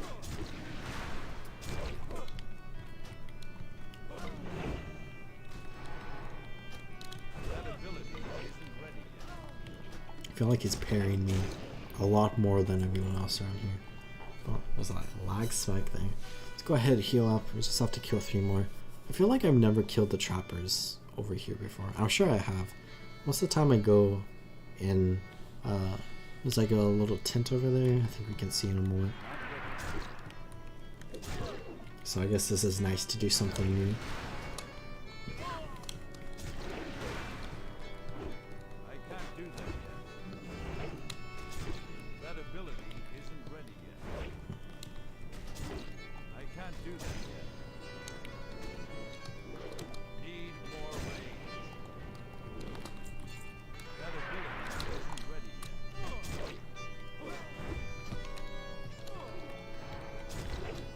Not ready yet. I think a cool part of Dragonflight is how I think the Dragon Isles have a lot of similarities to like Northrend zones. Which I'm kind of excited to maybe go through the Dragon Isles a little bit when the new expansion comes out, and Dragon Isles is free for anyone who has a subscription. Especially for the Tuskar, which the Tuskar up until this point have really only ever been in Northrend. But now that we finish this quest, we can see this tent right here that I was talking about. Cool tent. There's like a little bit of a stove in there. But let's fly back to the lodge. Where we have these 2 quests, and we have Mikhail's journal, which we cannot read, but it's talking about a shadow worshipping group called the Wolf Cult, where the villagers were reluctant to embrace the cult at first, but sympathizers began to spread. Let's come into here, turn in these 2 quests. Descent into darkness, turn this in. And then we get a quest, report to Grind Stoutmantle again. Which this is kind of a really fun quest where we're just going to go talk to someone. But to read it, the Westfall boys were sent east to look for a path into the Northern Territories. Their secondary objective is to secure strategic resource points, so I'm sure they wouldn't mind investigating a mine. Look for the Westfall Brigade encampment far to the northeast and seek out Grind Stoutmantle. You might remember him if you ever spent any time in Westfall. Make sure to tell him I sent you. He'll be more than happy to let you claim a functioning mine for the Keen. So this is a very fun kind of like part of the Wrath of the Lich King expansion, where we just unlocked another quest line in this zone. That's actually a pretty decently long quest line as well, but we're going to ignore that for now. But as I was saying, this is like a pretty fun part about Wrath of the Lich King, where when you really look at like the lore and like, or the story, I guess, of World of Warcraft, like the world is a little bit more interconnected in like the lore of the game than it comes off in like the expansions, I feel like, where I think Wrath of the Lich King does a really good job of kind of like showing a war effort going on, where we have the Westfall boys here at this encampment up here that we're heading to, where we're going to talk to Grind Stoutmantle, who's a really cool character from vanilla World of Warcraft, who is like the main quest giver at Sentinel Hill in Westfall for low-level Alliance players, specifically human players, but you know, other Alliance can come and do those quests. And he is here again. His story has progressed in this expansion, so he had, you know, story going on with him originally. Also, this is a really cool tree here, where this is called Grizzly Hills. But anyways, he had like, you know, lore and story going on with him, but now there's more in the Wrath of the Lich King expansion, and there's like these troops from Westfall that have you know, come here from Westfall to help with the Alliance war offensive here in Northrend, in the offensive against the Lich King.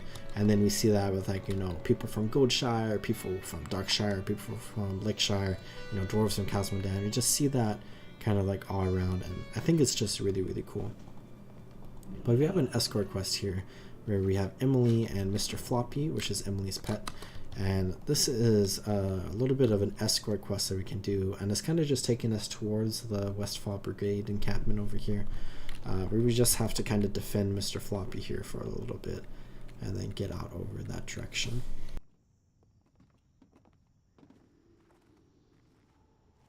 But I really like it when World of Warcraft kind of focuses on this idea of like a war effort and like the interconnectivity of like older zones into like newer zones, because like you have, I guess to focus on like Westfall for example, you have all these, you know, like young soldiers from Westfall from like the different farms around that area and like the town of Sentinel Hill, which have like, you know, given up their life to serve the Alliance here in Northrend, and they're up here, you know, doing things, securing strategic points, fighting the Scourge, trying to find a way further north so we can attack the Lich King and stuff like that.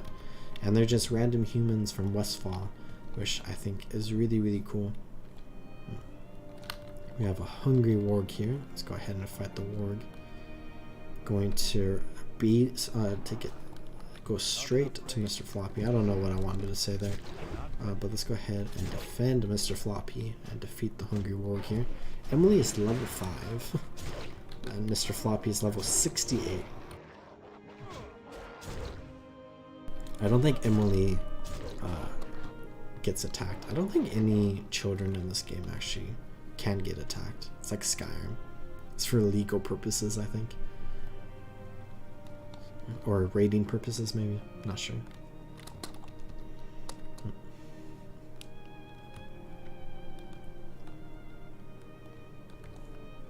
We're over halfway to level 76. I think one part I like about Cataclysm is how like the wars or like battles and battlefields and stuff that go on in zones just feels very, you know, Warcrafty to me. Like Southern Barrens is like a zone that really stands out to me just because of like the like southern part of the Southern Barrens in Cataclysm, where you have that massive battlefield and stuff, where the Alliance and Horde are fighting each other, and then you kind of just like partake in that battle depending on what faction you're on. Need more rage. Not enough rage.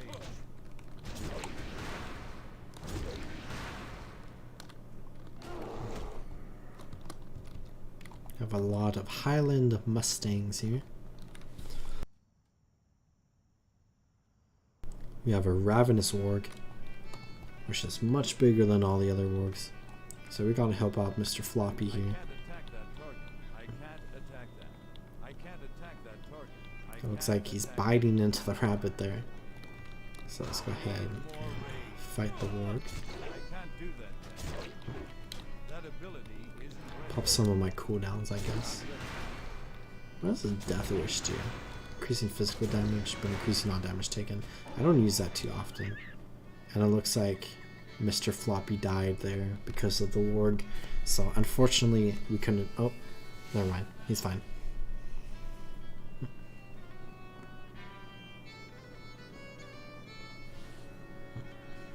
So we completed Mr. Floppy's Perilous Adventure, which I think is a reference to something. But let's go ahead and come this way. We're speaking of references. We have this really fun reference right here of Bambina, Mother and Bambina, Flora and Thudder, which is a very, very, very fun reference to Bambi. And I think there's actually a hunter that appears here every now and then and shoots Mother Bambina and like kills her, which is kind of like, you know, gruesome, but I guess accurate to the reference. But let's go ahead and come into here to the Westfall Brigade encampment, which this is another thing that I like about World of Warcraft. It's kind of like all the details and stuff, where we have this encampment here with like all these tents and all these soldiers, and we have all these tents because of all these soldiers, and then you have like all these supplies where we have these medical supplies, you have these bags of food, these barrels of whatever, you know, this campfire. There's just like so many details and like props and decorations and stuff, and we have this candy bucket that we can go ahead and get a handful of candy from. But we have Squire Watcher here, Brian's Squire, which we can turn in this Emily quest to. Which is this better than what we have? I guess we'll go ahead and pick that or equip that. But we have Captain Brian Stabmantle, who's got a little bit of a gear upgrade here, and we can go ahead and report to him, where we now have this mine that we can investigate. And then we have all these maps here, which is really cool. But the maps are a little interesting, because if we look at them, here we have a map right here, which I'm not entirely sure what that's a map of. But then we have a map of Hillsbrad Foothills, a map of the Eastern Kingdoms, a map of Kalimdor in the Eastern Kingdoms, these two interesting maps again, or three interesting maps, another Eastern Kingdoms, another Hillsbrad Foothills, another Azeroth in Eastern Kingdoms. So it's just, you know, decorations. Like, presumably, these are like the two sergeants here and then the Captain Grind Mantle, who are like working together to kind of like map out this area and like work their way north into Northrend. But since they didn't make assets for that, we just have those. Or I think there's actually a map of Northrend somewhere in the game. I'm not entirely sure. Let's go ahead and pick up this quest here, where we have this quest right here, and then one down there, and then the mine quest that we can do. Where this quest is kind of interesting because these horses are an objective of horde quests, where you need to come and kill the horses, and then this quest as a member of the Alliance, you're actually trying to capture the horses basically.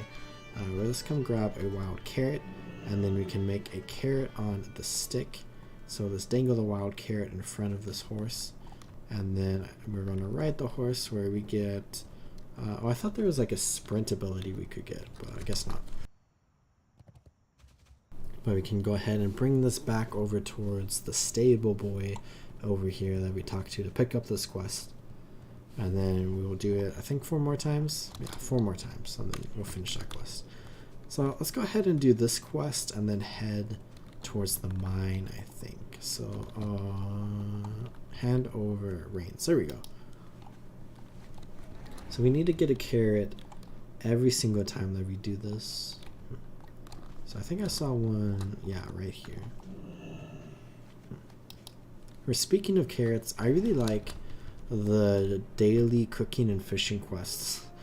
It just reminded me of that in Dalaran for this expansion, where in the Burning Crusade they were pretty cool, but I feel like they're just like really, really cool in the Wrath of the Lich King expansion, where I like all the different like objectives that you have to do, especially for the cooking ones. The fishing ones are cool, but I feel like the cooking ones are like significantly cooler.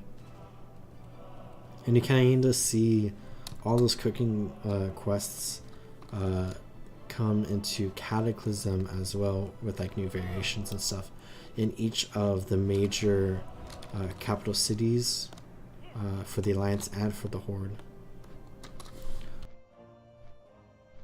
Which those are fun to do in Cataclysm as well. I quite like them.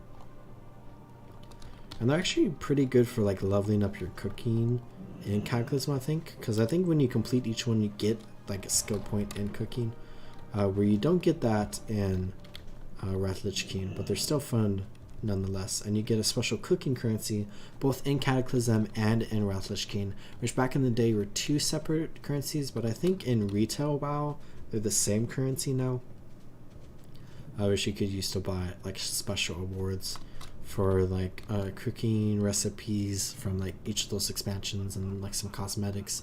Like you could get the chef's hat from the Dalaran cooking dailies, and then there's like special spices and stuff that were fun, like Old Man Spice, which just gave you like a debuff that like said you smell pleasant or something. I don't know, I forget the specifics there.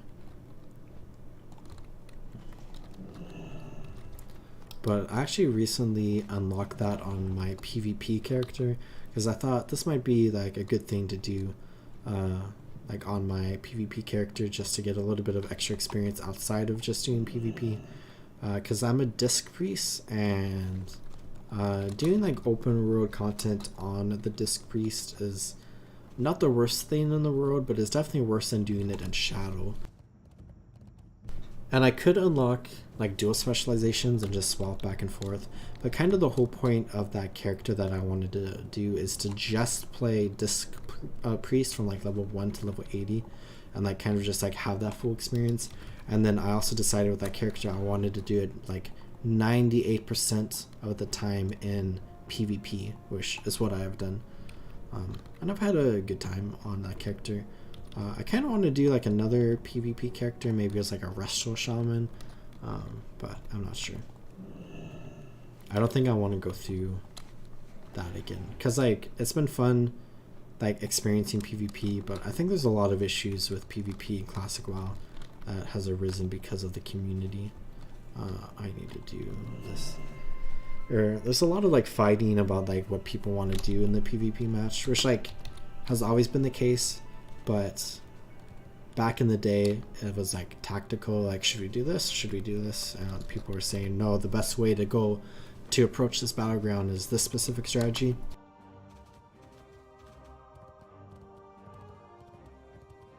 Where nowadays people are fighting over whether or not they should win, or like try to win, or just give up. Where there's a lot of people playing PvP to level, which like that's what I'm technically doing on like my priest character. Like I'm playing through the PvP in order to level up that character, but I'm mostly just focusing on like the PvP aspect of it, where there's people that want to optimize the battlegrounds to like only be to like get as much experience as possible, and like they just want to be out of there as fast as possible, and they want to do as little PvP as possible, which is kind of like ruining it for people that want to do PvP, I guess. So there's always those people fighting. And then there's also a bunch of people that like gear out their character as best as they can in that bracket. So like for example, in like the level 61 to level 70 Otrak Valley bracket, you'll get people that like reach level 70, and then they'll get like full raid gear, and they will go into, or like full PvP gear as well with like raid legendaries, and then they'll go into the battleground and they'll fight people who are like level 60, 61, 62, 63, whatever, and just like focus on them mostly, and like just try to like make their lives as miserable as possible. And like there's a few individuals that I don't play PvP like, you know, all day every day, but for some reason whenever I played, like no matter what time of day it was, they were always in the battleground. Like I guess I should say always, like 85% of the time they were in the battleground, and they were just like ruining people's days. It was unfortunate. Which like I would say I feel like they're having fun because, you know, they're racking up like 60 killing blows in a single Otrak Valley or whatever. Unless people like actually paid attention to them, I guess, because they were kind of like bad players. They were just very well geared, but they could get outplayed if there was like 4 of you that were like higher level. But I also feel like it's not an enjoyable experience to just do that, because I remember I did that like way back in the day, I think during Cataclysm actually, where I got a level 19 character, and I didn't like fully optimize the gear, but like I got like pretty decent gear on that character, and I, you know, queued Warsong Goach like a few times, and I killed, you know, a bunch of low level players in that bracket, and it's just not an enjoyable experience, like for me at least. And like I'm sure people find happiness from it, but I just don't fully understand it. It's not ready yet. I can't do that yet.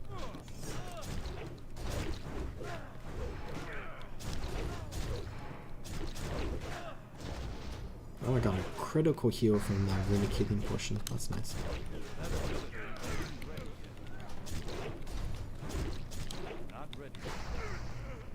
I can't loot that. Oh, I'm standing in the fire. I should probably not do that.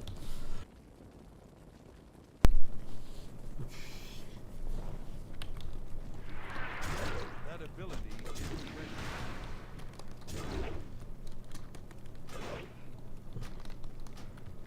I can't do that. That ability isn't ready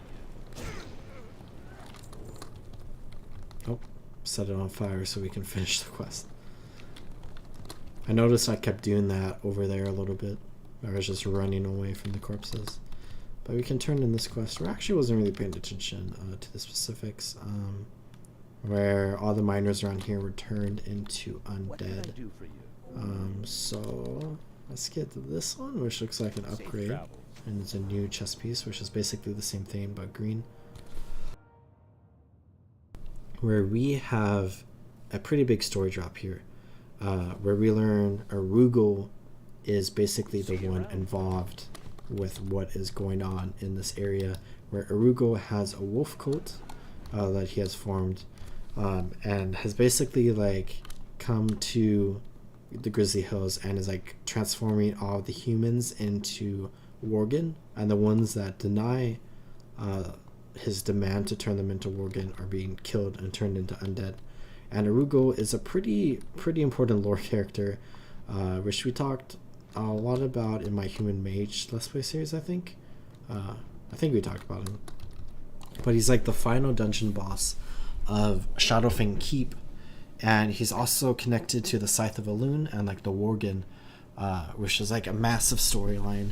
And we see that storyline coming into play here, where Arugal, a name from the past, and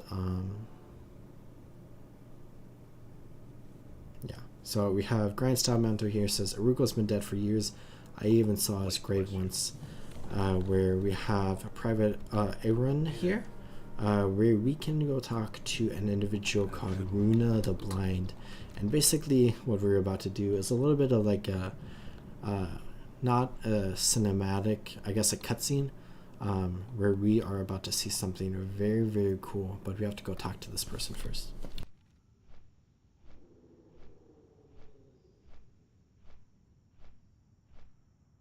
And I think after this quest, that's like most of the stuff that I wanted to do here in the Grizzly Hills, like on stream at least.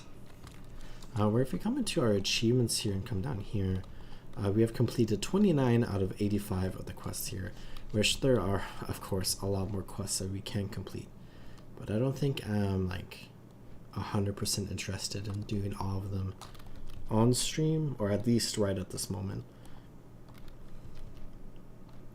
So I'm thinking we'll do this quest, and then I think we'll go to Zuldrak, and we can go do a couple of quests up there. And then off of stream, I might come back to Grizzly Hills, or I might stay in Zuldrak for a bit, and we can do, or off stream I'll do some leveling, and then I'll get up to like level 76. And then maybe I'll get like part way into level 76, and then we can go to Sholazar Basin next stream that I do, a World of Warcraft stream. I'm probably going to stream Guild Wars 2 the next stream that I play on stream. But let's go ahead and get some Gossamer Dust, which we need for this quest. I can't do that. That ability isn't ready. Oh, we got one off our first drop there. That's nice. Oh, got attacked by the bear. I always take the little extra bit of experience. I remember watching, like on launch day, the like tournament or competition or whatever you want to call it, where it's like the race to world first, which is like a thing we see with like every World of Warcraft release. But with the release of Classic Wrath of Lich King, we had the race to world first 80, which we saw a lot of people kind of just going all around the world, and basically it was mostly like streamer privilege, where whoever had like the most resources and the most money had like the best shot at doing it, because like the people that did the best for the most part had like 20 people like summoning them all around the world to like random spots in the world, to basically just like group up a bunch of mobs and then kill all the mobs and then go somewhere else and like do the same thing over and over and over again, which like the big memories I have of from watching that was people doing that like over here in Grizzly Hills, and then also in Sholazar Basin. But then there's some people that did like dungeon strategies where they were killing mobs as fast as possible in dungeons.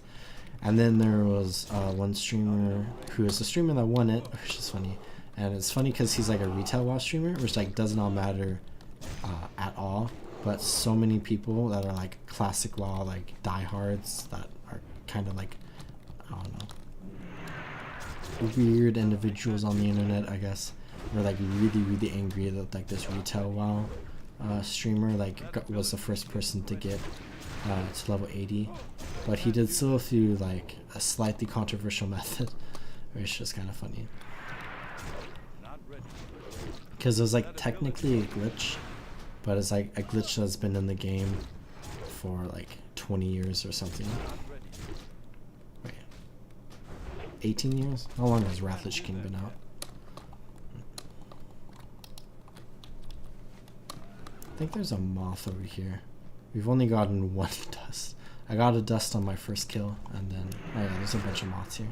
I was like attacking all the bears for some reason, but we need to fight the moths.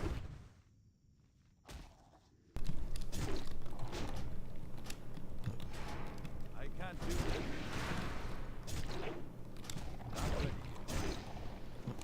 that. There's another piece of dust. Fern feeder moths. That ability isn't ready yet. Need more rage. Not enough rage.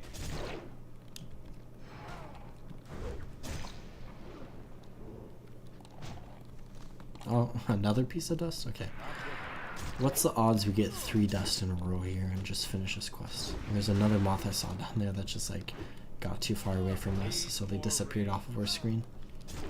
Not enough rage. We're getting close to 76. Need more rage. Maybe I could push it a little bit and try to get there. We did not get a piece of dust off that moth. Let's come down here and fight this one. Or I guess I fought that grizzly bear there. Too far away. Or someone else. Oh yeah, it was us. It's because it shows up in red instead of gray when you target it. Like that. Or like that. I missed the click the first time I said like that. That ability isn't ready. Execute. Okay. Oh, there's our last piece of dust. So let's go ahead and fly up this way, and then we have that little bit of a cutscene that we can experience.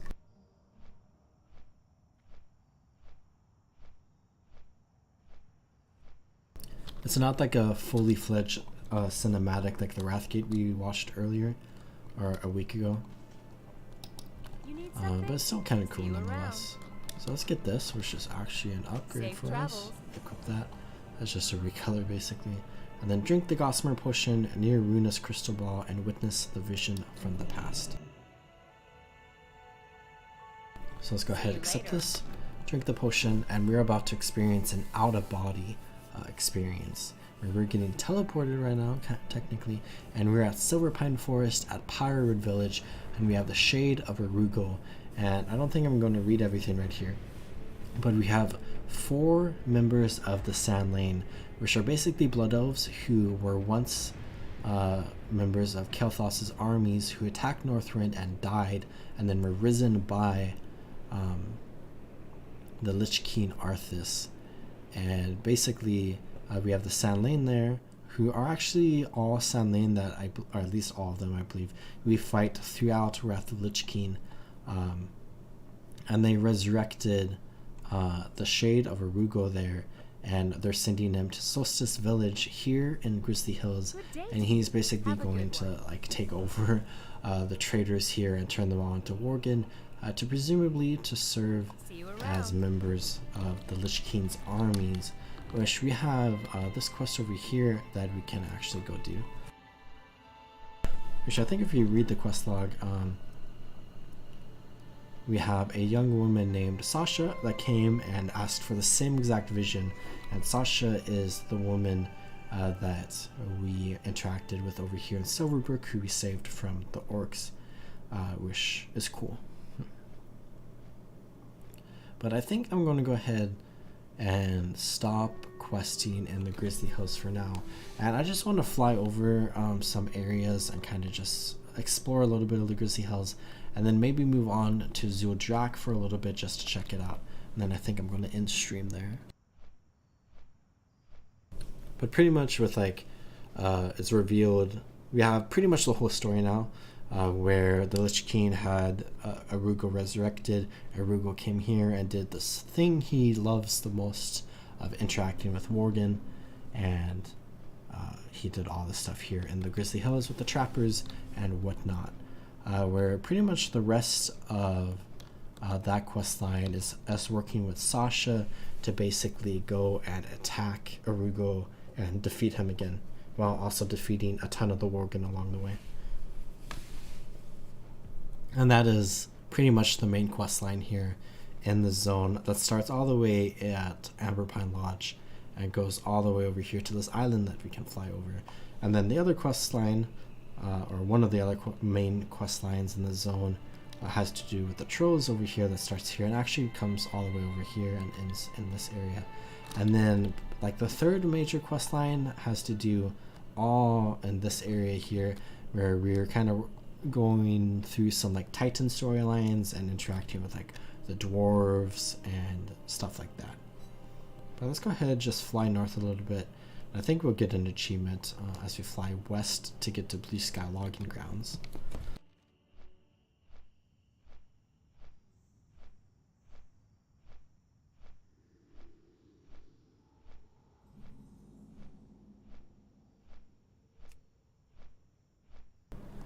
But I really like this island here because of like the massive tower that's here. I think it's just like a cool looking tower, I guess.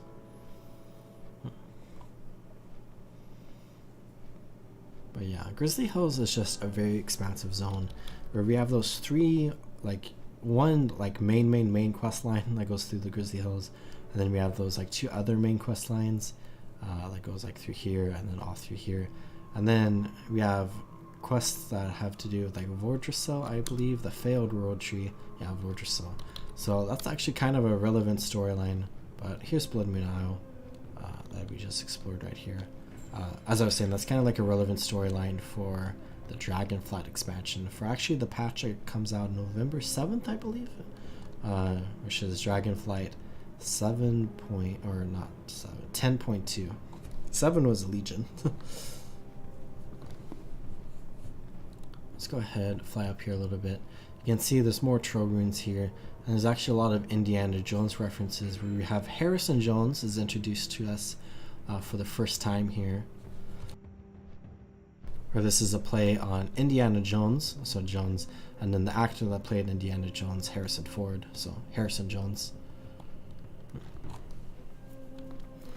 But a lot of quests to do with him, and then we see him play a pretty important part in the Cataclysm expansion, and then I think he plays an important, or like a small part in like other expansions as well.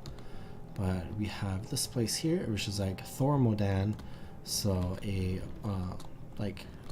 I'm not sure what the technical term for these dwarves are called. Iron dwarves, maybe? I forget. But we also have the stone dwarves around here. And there's that whole dwarven and like the origins of the humans and the dwarves and the gnomes in this world. That's like a major storyline that goes on throughout Wrath Lich King, alongside like the whole Scourge storyline, which is the main thing, with the Lich King. And then also like stuff with the Blue Dragonflight here, like Borean Tundra and Kodara. And then here in Dragonblight, which we did some stuff around Star's Rest, I think. But back over here, I think the last thing we need to explore, I guess I should double check, in Grizzly Hills is just this one spot right here. Oh, 2 spots. Okay. Maybe we'll take a long trip. I forgot about this spot. Let's just fly. Or maybe, since we're right here, we could take a flight path, which I don't often take flight paths, but I think it is technically faster, especially since we're on a 150% speed thing. Another thing I was talking about when we were all the way over here, it's just cool. There's like this like guard tower right here, and there's a guard in the guard tower. It's just a nice touch, I think there's one over here as well. Yeah. I think these... Wait a second. Hold on a second. I'm just learning this for the first time. Let's come here. Yeah, these humans are scaled way up, where I guess you're not really supposed to notice that, and I've never noticed that before. But they're like huge humans, and the reason that is done is to make them look more normal sized when you're like down here and stuff, so you can see them in the guard tower there. And like, you know, they look normal from like this distance, but when you get like up close, they look very huge. And I guess I never got the flight path here, so good thing I came here. Let's fly down to Amber Pine Lodge. So that's a very cool touch. Watch your back, human. Oh, they talk to you when you fly past him? Okay, that's like 2 cool details I never realized. I think the Oblivion like opening cinematic, that's like a very like popular fact, is that like the guards in that cinematic are scaled way up, so you can like see them walking around on like the ramparts around the Imperial City. Where if they weren't scaled up, they would look like, you know, ants. Or if like that human guard wasn't scaled up, you wouldn't be able to see him in the tower really.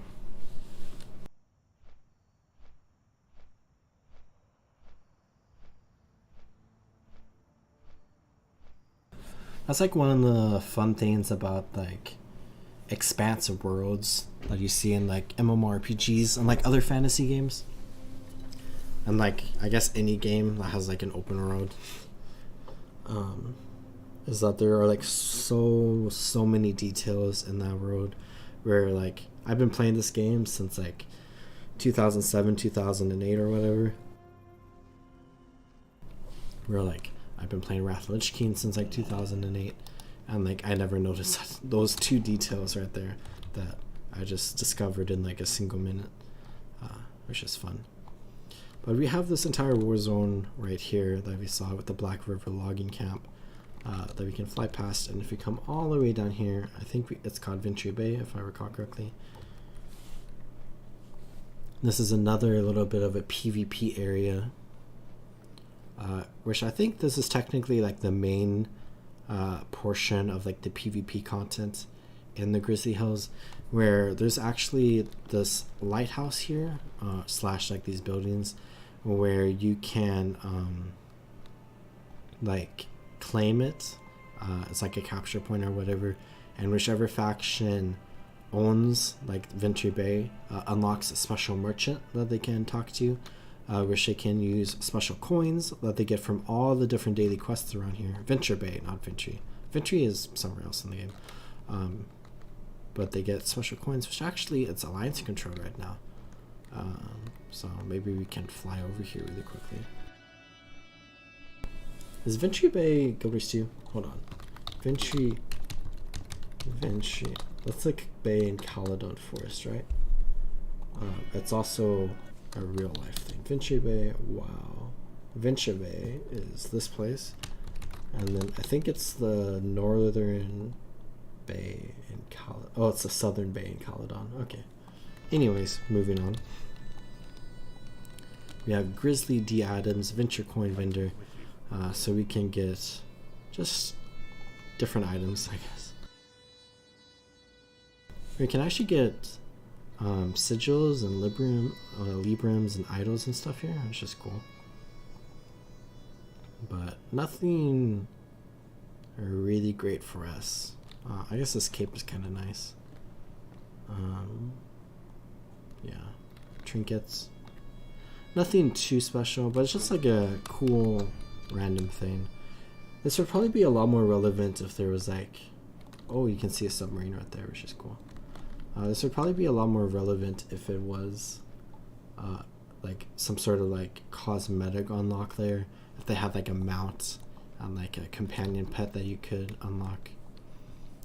Well, I bet a lot more people would be in this area doing stuff.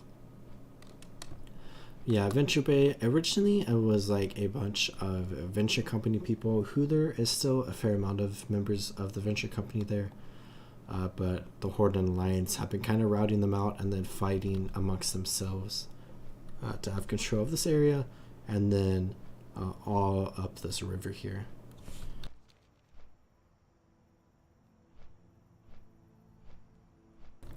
Where we have a Venture Bay right there, which is kind of like the main PvP spot in the zone. Then we have the Black River logging camp, or whatever it's called here. Yeah, Black River logging camp, which there's one daily that goes on here compared to the 3 down here, which one of these dailies, if I recall correctly, like alternates, as I said earlier, or like every other day, or randomly, I guess. It's one or the other. I believe that's how that works. And then up here there are 4 dailies, which I don't have too many memories of doing the dailies up here. I mostly remember like doing this one because it's like right next to like all the quests here that you do. So like I tend to just do that, and sometimes I get attacked by another player and it frustrates me, so I skipped it on this one. And then I remember all the ones down here. But I know I've done these ones up here, but I think they're like pretty basic. But this area itself is actually decently cool. Blue sky logging grounds. And as we come up here, my favorite part of this spot are like the water slides here, where we can see that like the logs are like cut from the trees up here and then processed, or not processed, as we can see there, and then sent downriver and then presumably to Venture Bay. But I just really like the water slides here. And there's an old WoW cinematic back from the Wrath of the Lich King days that like kind of made a joke about these water slides, and I like that cinematic or machinima a lot, and then this is just fun. But with exploring the spot, we got the Explore Grizzly Hills achievement, where we also have Explore Dragonflight. So I guess we fully uncovered 2 of the maps in this game. And I think, as I said, I'm probably going to end stream soon, but I wanted to go do a little bit of exploration in Zuldrak. So let's start flying over this way.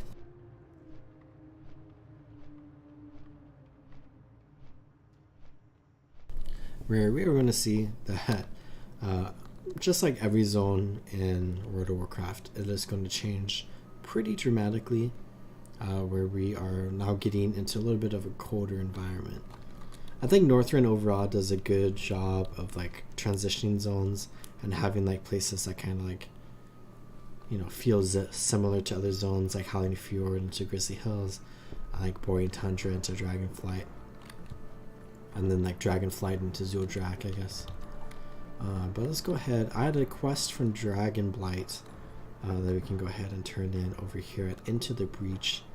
And then I might just skip these quests for now and head further into this area here, and we can do some of the quests over here.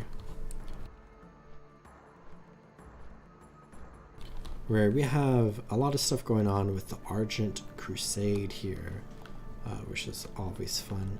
So let's go ahead, turn in this quest, and then we have all these quests here that have to do with fighting some of the undead around here, where there are quite a few undead in this zone that we fight throughout our time in this zone, especially in the western half, and then it becomes more like troll storylines in the eastern half. Let's go ahead and come over this way, where we have the Argent Stand, which is one of my like favorite spots of the expansion. For some random reason, where really I don't like Zuldrak that much, but like randomly I like the Argent Stand a lot. I think mostly because they have these soldiers here, the Argent Shieldmen, that have these shields here, which I thought were really cool, which is a Burning Crusade shield, I think, like the Bulwark of Azeroth or whatever. I think that's the name of it. But let's go ahead and fly into here. We have some memorable characters here, like Eitrig, I think Corfax, Rain, and Remblat Earthshatter. But let's go ahead and get this candy bucket, I guess. Handful of candy, which I guess we can talk to the innkeeper. Trick or treat. We got a treat, and we got a new wand, which I do not have this wand yet, so this is going to be 5 people out in the world very appreciative of that. Let's go ahead and clear up my inventory a little bit. Be careful. And then let's go ahead and talk to the flight master here so we can get this flight path. And then I think I'll do 2 of the quests here, or one of the I think there's 2 right here. So we have parachutes for the Argent Crusade and defend the stand. I think my quest is a little bug there. But let's go ahead, come down here and fight the Scourge. And when we fight the Scourge, let's go ahead and give parachutes to the Crusaders around here. Because you can see that there are gargoyles all around this area, and there are 3 ghouls coming right this way. There's a lot of... The Argent Crusade are having a very bad time right now. But these gargoyles, also known as Sky Terrors, are basically kind of picking up some of the troops around here and flying them high up in the air and then dropping them, which is a pretty decent strategy. But we can give them parachutes so they can utilize the parachute as they fall down in order to break their fall. And there are lots of undead here, and I'm a little concerned that Argent Stand Defender just died. I have another defender here. I'm gonna pop some of my cooldowns here. I use a potion. Let's go ahead and pop both of these, maybe both my trinkets. Yeah, there's not a lot of Argent Crusade members out there for some reason. Maybe they're all dying to the gargoyles. So there's like all of these undead that are just like charging forward right now to the Argent Stand, where we have this defense that we have formed right here at the top of the steps. And I think all that's left is this Carrion Eater, and then we might have a moment of respite. Where that was good for our quest. We just killed 6 undead.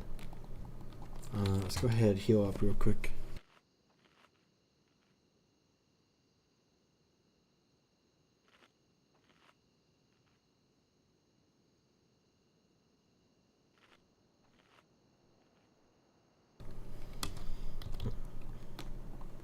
And then let's loot this. And so we see the Sky Terror grabbing this Argent Crusade member down, and he's screaming, "Shoot it down!" So let's come over here and give these people parachutes, because that person has a parachute. Oh, we have Thrym the Hope Ender over there. Wish I could fly over to really quickly. Which I think he is a boss in this zone that you fight at the end of a quest chain, which is a pretty decently cool quest chain, but I'll just get this close. It's a very, very giant model of a risen storm giant, I believe. Those like stitched together with other stuff, I think. I'm not exactly sure. Well, that's a storyline we could look at some point if we wanted to. Probably not though. But back over here. Let's charge in right here and fight all these undead. I can't do that yet. Not ready yet.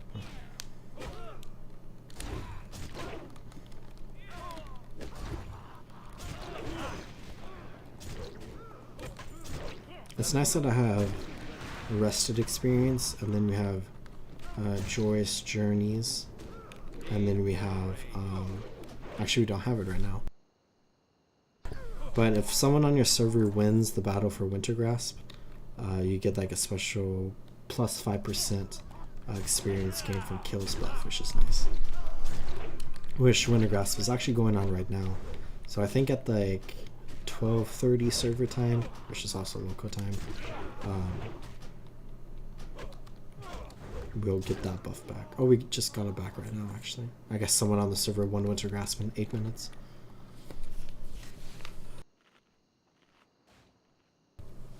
I thought it would be like at the end of the Wintergrasp cycle, which I guess could be longer than 12:30. 12:45 maybe? I'm not sure how long you can sign up for Wintergrasp for. But we finished killing all of the undead around here. So let's go ahead and just focus on giving parachutes to all of the soldiers here, like that one that just got picked up. We have to do 2 more. And then 1 more. Who's going to be our lucky person? Over here. The Scourge are breaching the western wall. The Scourge are breaching the northern wall. The Scourge are breaching the southern wall. So it looks like the Scourge have kind of just launched like a full-on assault right now on the Argent Stand, but we can turn in these 2 quests. And then I think that's all I'm going to do right now. But there's one more thing that I want to do before I log off. where we got this item here, Drakari offerings, which is part of a special mechanic in this zone. Let's go ahead sell this stuff really quickly. See you around. And then we have spent pretty much this entire episode. We've got almost a level where we started at level 74, and we were like half a bar away, I think, from leveling up, which is nice. So we leveled up there and almost got all the way to 76. But I want to hop over towards this character really quickly, my PvP character. And we're actually in the Grizzly Hills right now, where I was doing some of the quests around here, but I haven't done all of them. And let's go ahead and Hearthstone back to Delaran, which I could have done this at the Innkeeper here, but I'll do it at the Innkeeper in Delaran, where we can go ahead and do trick-or-treating. And we got a treat, and we got lollipops.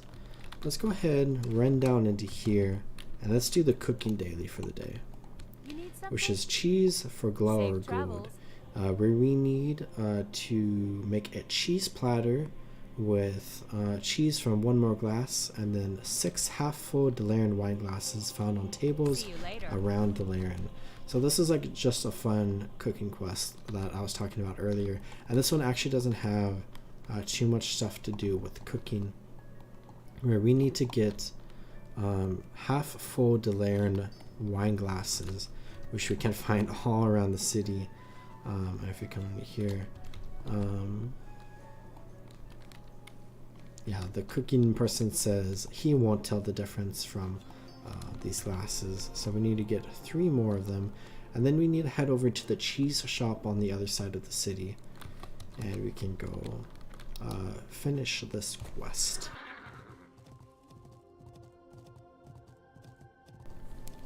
So I guess we could stop in at the tavern right here, where there's technically like 4 taverns in the city. One's Alliance only, one's Horde City, or Horde only, and then we have this neutral tavern right here, and then there's a tavern in the sewers, which the sewers of Delaran are actually pretty cool. Maybe I'll run through it really quickly. We need 1 more wine glass,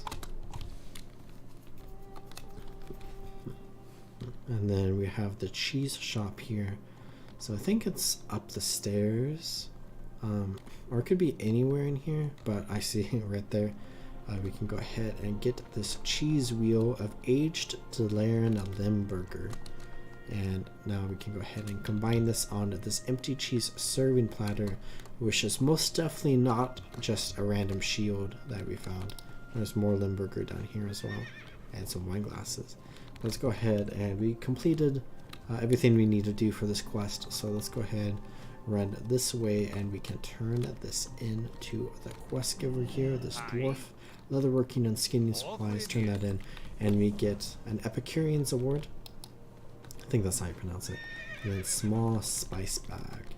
But let's go ahead and just run around Delaran real quick, because I don't think I've ever done that, and I really love this city, where we have all of these like profession trainers here, and they're like all themed around like the profession, where we have like all this wacky engineering stuff here, and then we have this really cool forge here with an enchanted anvil and like the mining stuff there.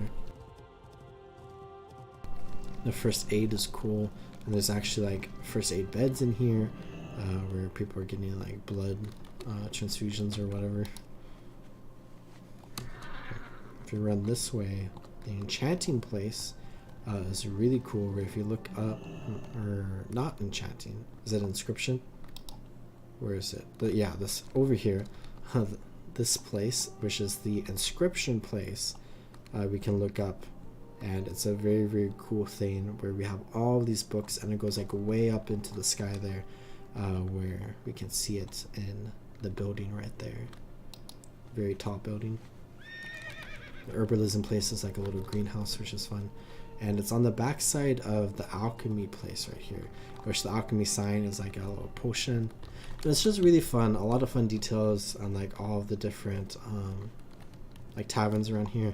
There's 2 banks, barber shop, cheese shop, and there's just like a lot of like random shops like all around this area. That's really cool.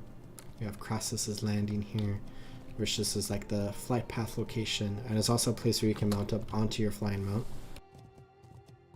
and also has like a flying trainer as well if you need to learn how to fly or get the cold weather flying. Down here in the sewers, which is really, really cool.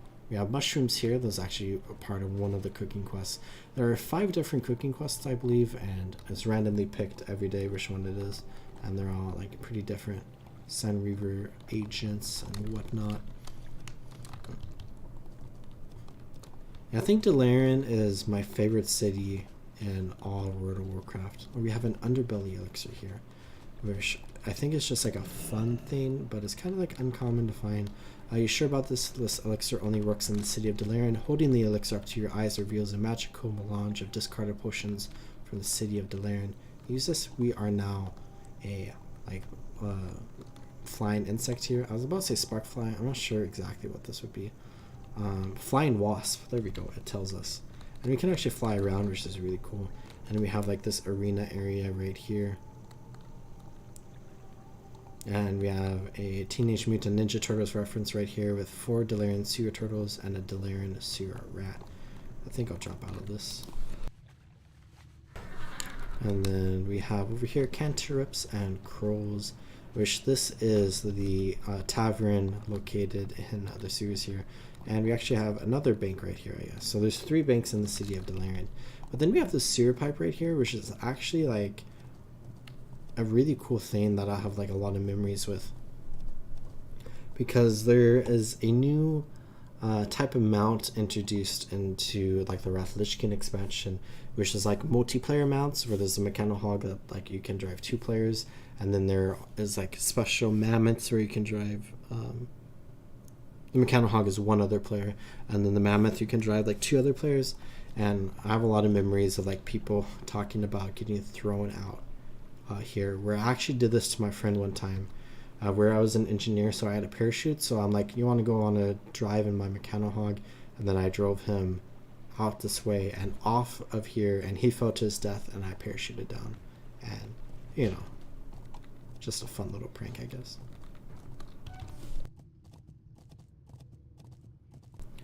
But let's go ahead and ride up here a little bit.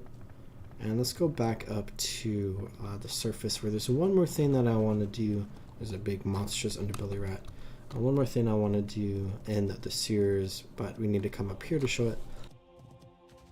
There's actually a lot of like kind of fun fishing stuff in Delaran as well, which we'll see over there. But you can like fish in the sewers to get like a special rat companion pet. But we have this well right here, which is really cool, and we see it's a little magical down there.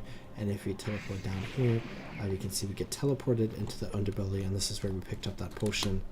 And then, yeah, that's fun. Let's go ahead, come out this way this time. I won't go all the way to the other side of the underbelly. We should have a special map of the underbelly here, which is cool. And then when we get up to the surface, I think it'll change over to this map of Delaran here. We just have to restart the map. Yeah, we have the Violet Stand Crystal here, which is like how you get in and out of Delaran the magical way without flying in and out. I guess we could do this too, where we have the Dedication of Honor, where with the final like major patch of Wrath of Lich King, we have the Lich King fight, of course, in Icecrown Citadel, and at the end of the Lich King fight, we have a cinematic, and they put a way to watch the cinematic here in Delaran, where we can see there's like 2 statues of Alliance heroes and 2 statues of Horde heroes, and then a statue of Tyrion Fordring, and then we have like Frostmourne right here, like a recreation of a shattered Frostmourne. And if we click with Dedication of Honor, we can watch the cinematic, which is something I really hope they add to Guild Wars 2, where you can watch like raid cinematics and like the aerodrome or whatever. But we can watch the Fall of the Lich King cinematic.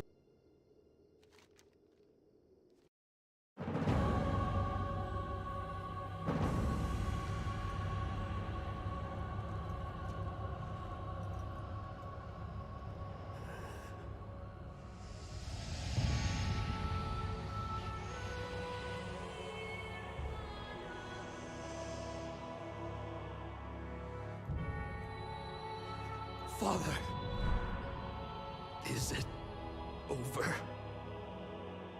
At long last. No king rules forever, my son. I see. Only darkness before me.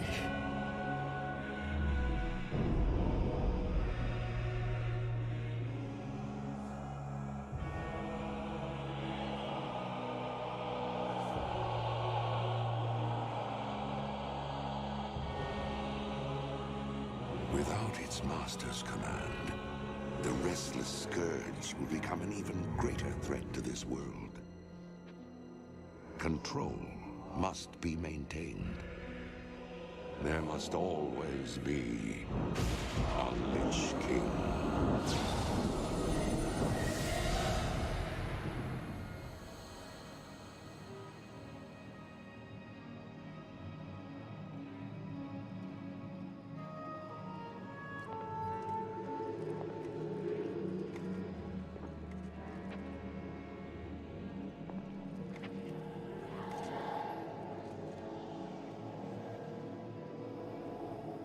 The weight of such a burden.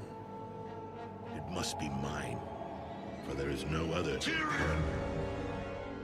You hold a grim destiny in your hands, brother. But it is not your own. Bulva! By all that is holy. The dragon's flame seal my fate. The world of the living can no longer comfort me.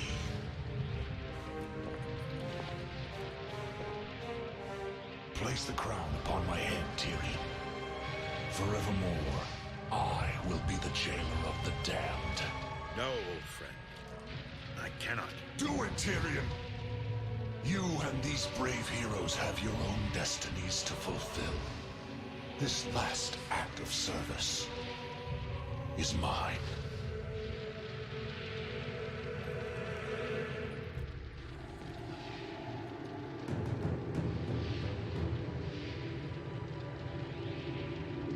You will not be forgotten, brother. I must be forgotten, Tyrion.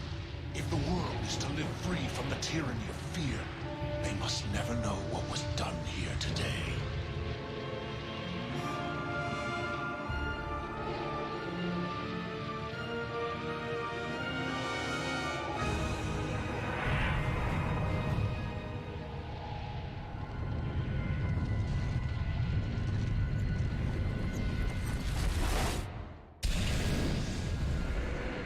Tell them only that the Lich King is dead, and that Bolvar Dragon died with him. Now, go. Leave this place, and never return. And a lot of people consider that the end of World of Warcraft, which might be a little dramatic, but nevertheless, a really, really cool cinematic that is basically the ending of a really, really, really cool storyline. Probably one of my favorite storylines in all of media and all of gaming's movies, television, whatnot. I just really, really like the Arthas storyline. But continuing forward, Violet Hold, a very cool location. A dungeon that I like quite a bit, but it's probably one of the most hated dungeons in the history of World of Warcraft. And then we just have more and more areas all around here, of course. We have the Alliance and the Horde, like sanctuary locations where only they can go to, because they have like the Silver Covenant and then the Sun Reavers that basically guard the area. But I just love all the details that are here, where we can come out of this back exit here and to a little garden area here, the beer garden, and there are some brew maidens and stuff, which is just like a fun little area. If we come back into the inn, of course we have like the normal tavern area, and then we have the kitchen that we went to. We came down here, and this is where we got the cooking daily quest. But if you come down here, we have a little bit of storage area, and this is just like another one of those examples of like all the details in like World of Warcraft that I just like so much. Like all these cheeses and like these barrels of fruit and like these bags of flour and whatnot, and then the kegs, and then up here we have like the watermelons and the oranges and the cheeses and like the grains and the pies and the bottles and whatnot. There's just so many details. I just love it when games are like packed with details. I don't care about performance. Give me a fully decked out kitchen with all the items in it. Yeah, this is like a in-game vendor area there.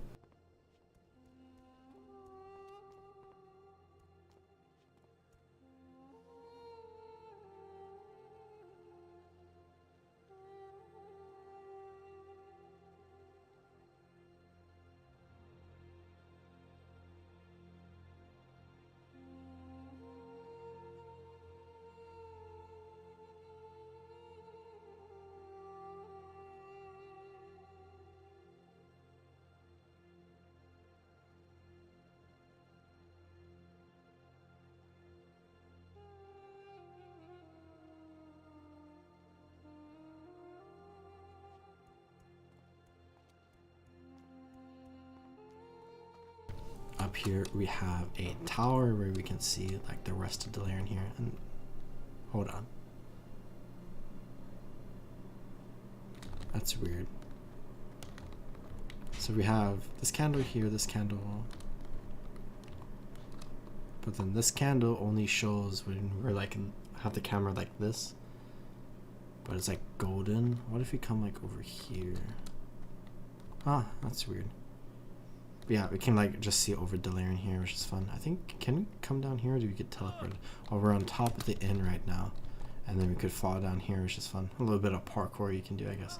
Which like, I remember Wrath of the Lich King, like a lot of people were kind of into like parkour in like certain areas. I remember watching like some stuff at Kodara where I saw like someone like make a parkour course there, kind of make like select a path in the world that you go through specifically.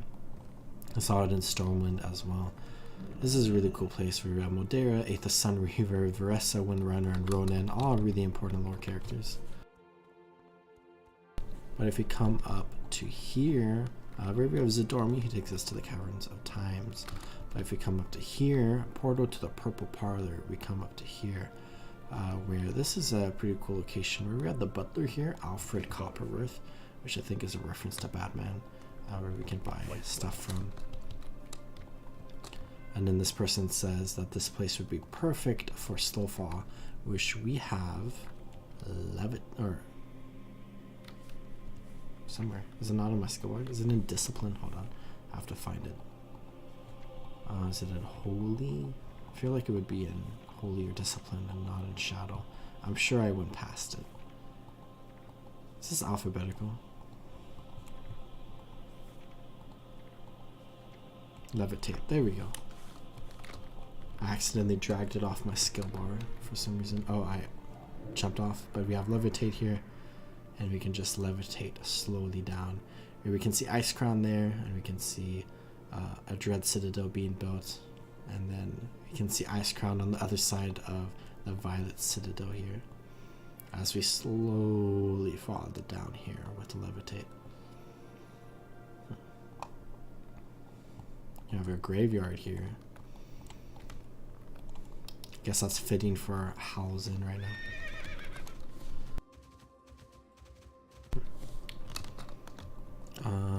Is it up here? Can we come around? Yes, we can. Where we have two war mages patrolling right here, which are some decked out mages. And then we see Ice Crown Citadel right there, which is really cool. I like the kind of like dichotomy, is that the word, of Delaran and Ice Crown Citadel, like pretty close together, where of course it's like good versus bad or whatever.